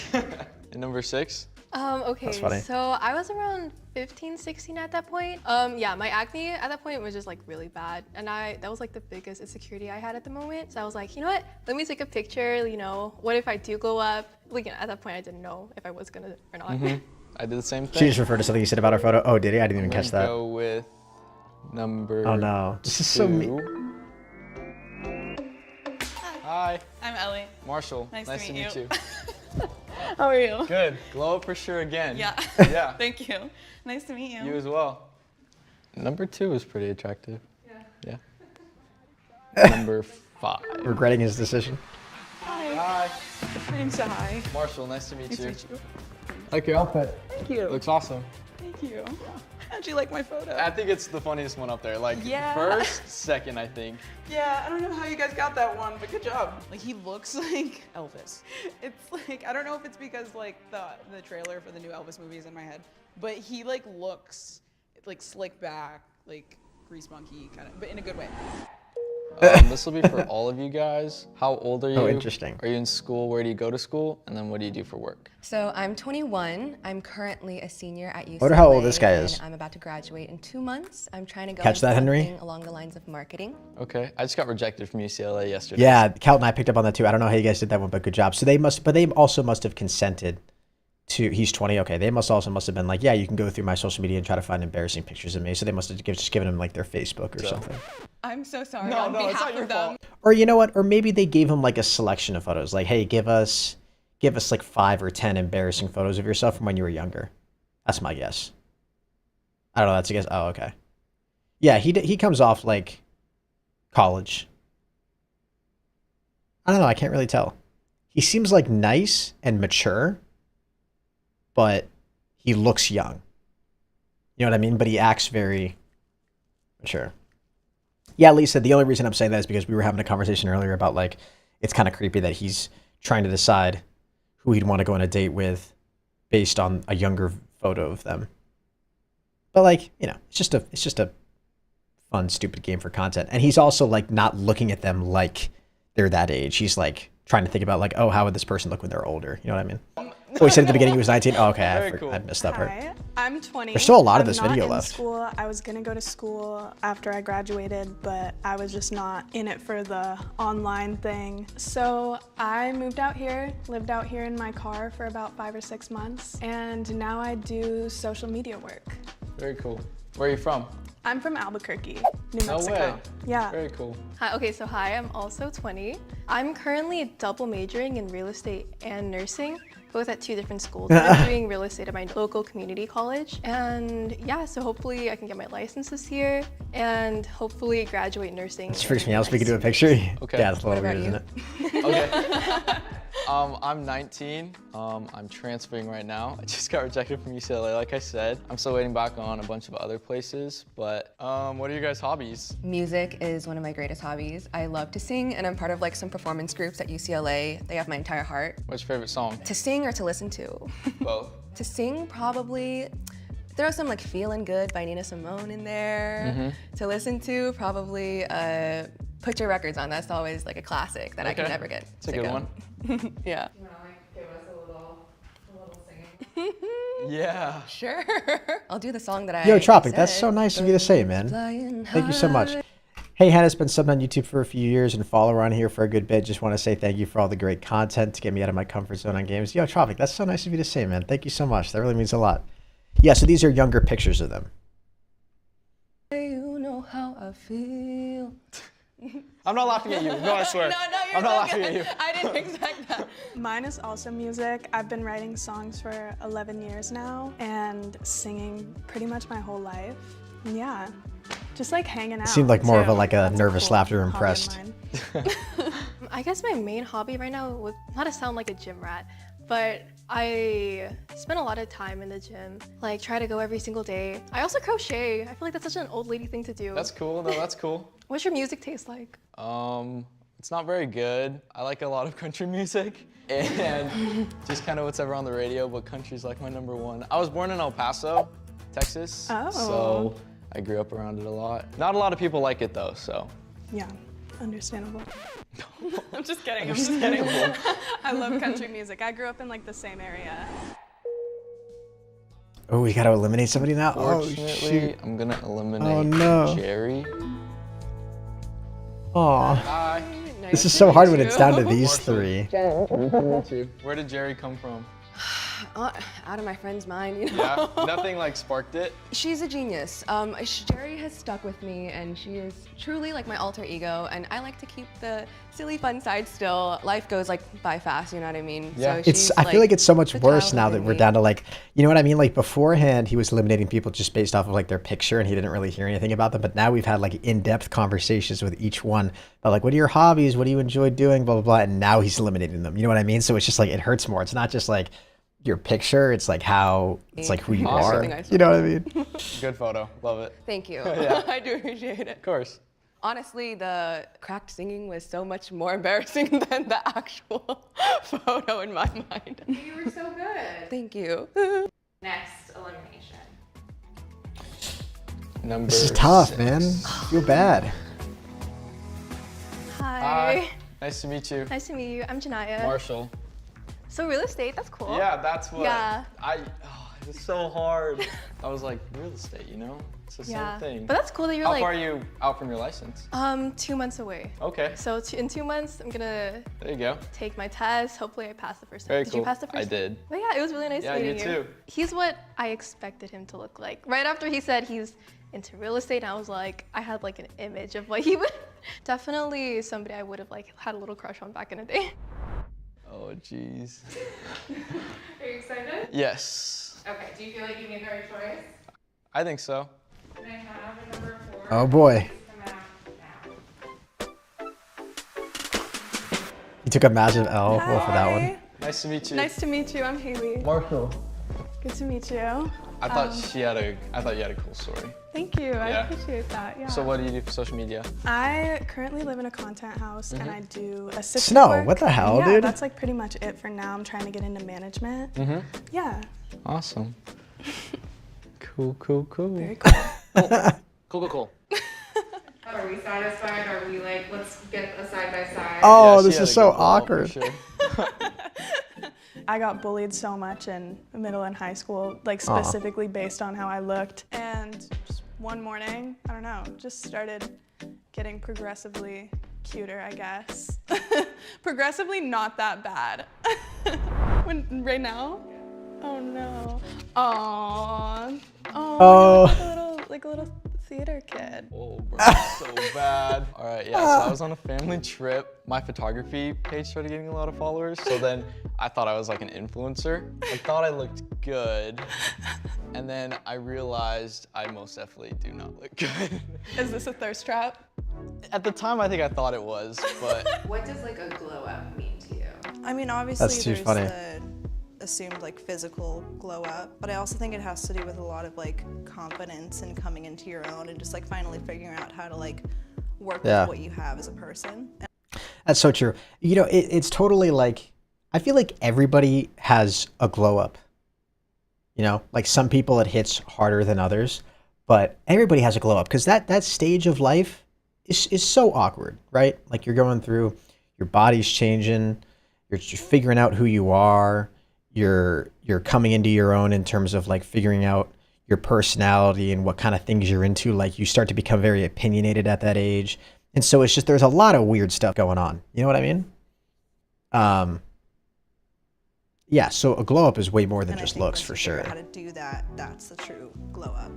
Everyone is for taking sure. like their own time and space to grow into their own skin. If I see a bad picture nowadays, it's not, I look bad, I'm ugly. It's, this is a bad picture. Kelton's and I'm a pretty, beautiful true. person. I'm gonna get this tattooed on Kelton's my very face. pretty. What did I say? And I'm a beautiful person. I'm gonna get this tattooed on my face. I feel like it's like that photo where you just get home from a fresh haircut and he's like looking in the mirror, he's like, oh yeah, this is good. It's not that bad. It's not bad. It's really I will just repeat this phrase how you used to repeat it. Yeah, you feel like you were confident in that. That's funny. That's awesome. That was a great video. First of all, that guy was so respectful. I'm sure are there going to be comments about that? I loved, how do you pronounce her name? Johnny? She was like one of those girls that kept the conversation going every time, asked questions back. Johnny's photo was honestly really pretty. I don't think acne is very noticeable, and you could see she had nice features in the picture. With all the Jubilee dating games, have there been any dating success stories? Oh yeah, it'd be cool to see if there's any couples that won out of it. Look how well connected with Janya versus Haley. He seemed to really click and talk naturally with them. Just cool. Yeah. I remember the video where I went crazy with you because you killed Ninja in Fortnite, tries to get better and became one of the best players. My little group that I had. Yo, Trophic, that's so cool, man. Heck yeah. Most of the time the glow up is just growing up and learning how to style yourself. That's very true. Very true. My guy fumbled. The personality connection was not there. I guess the glow up was there for Haley, but once she said she doesn't go to school, lives in a content house, and the way she dressed set it off for me. Johnny is way more compatible and didn't even look bad at all. Plus, she's smart and has a future. Wait, so the last girl, the girl he picked, ended up, like lives in a content house? So what do you do for social media? I currently live in a content house and I do assistant work. And yeah, that's like pretty much it. Oh, I didn't even catch that part. How did I not catch that? I'm way too tired, Chad. I'm barely paying attention to anything. I feel like this whole video I had like nothing to say because I was just like so brain dead. I feel like they break up in the parking lot an hour later. In my opinion, I don't want to find my true love on a YouTube video filmed in a white room. Yeah, I don't really think it matters where you meet them, right? It just matters that you do. It's that phrase. You meet the love of your life when you're least expecting it. I think that's very true. You know what I mean? Yeah, no, I get not wanting to meet them in a controlled environment like that, too. But that guy was really respectful. I think that's a tough situation to be in too. He's in a situation where like he has plenty of opportunity to be disrespectful or to mess up or to say something mean, and he didn't. You know, guy or girl. I feel like that's like it's a really weird position to be in. You're judging people purely off their looks and they're right there. Like that's tough. That's tough. I'm not saying like, I know this comes off as like, you know, being nice to him for the bare minimum, you know? I know he's on camera. Dude, the amount of times we've watched cut videos, there's that one guy on the cut who's just like so mean. Just has no idea how to be polite to people. I don't know. So, yeah. All right, chat. I'm not going to lie. I'm kind of tired. I think that poop kind of wore me out. You know what I'm saying? So I think I'm actually going to end stream. This is my first stream back after a little bit, and I'm sorry I wasn't live for longer, but Pro's a little sleepy, and I'm going to go relax. So yeah, I think that's my plan. Guys, though, if you enjoyed this stream, leave a like, subscribe, go check out my Hennis Highlights channel. Am I better than they expect my girl to barge into my room elephant? No, Billy, you're good, dude. You're so good. No worries at all. Definitely go check out my Hennis Highlights channel, youtube.com/HennisPlays. It's a channel where I upload my reaction to content, me talking about things that are not gaming related, just, you know, me sharing my opinion on stuff. So if you guys are curious and want to watch content like that, I try to upload every single day on this channel, and whatever you guys might be interested in, go check it out. Talk about everything under the sun, reacted to some fun videos, and shared my opinions on stuff. So go check it out. I love you guys. Thank you for the support. Leave a like in the stream. Subscribe if you're new. Use my Amazon affiliate link for anything you want to buy on Amazon. It gives me a small kickback at no extra cost to you. There's a link in the description. Anything you buy on Amazon, anything. Click the link in the description. It'll bring you right to the Amazon homepage, and then buy whatever you usually buy. And it's a really cool way to support the channel. I get a little bit of a kickback just for bringing you to Amazon, just for you going through my link. Nothing costs any extra. I promise. It's really cool. The Amazon affiliate program is awesome. And if you're a content creator, you should totally sign up. Amazon Associates. All right, guys. I'm going to hop off. Thank you for the love, and I'll catch you in the next one. Until next time, everybody, keep gaming. And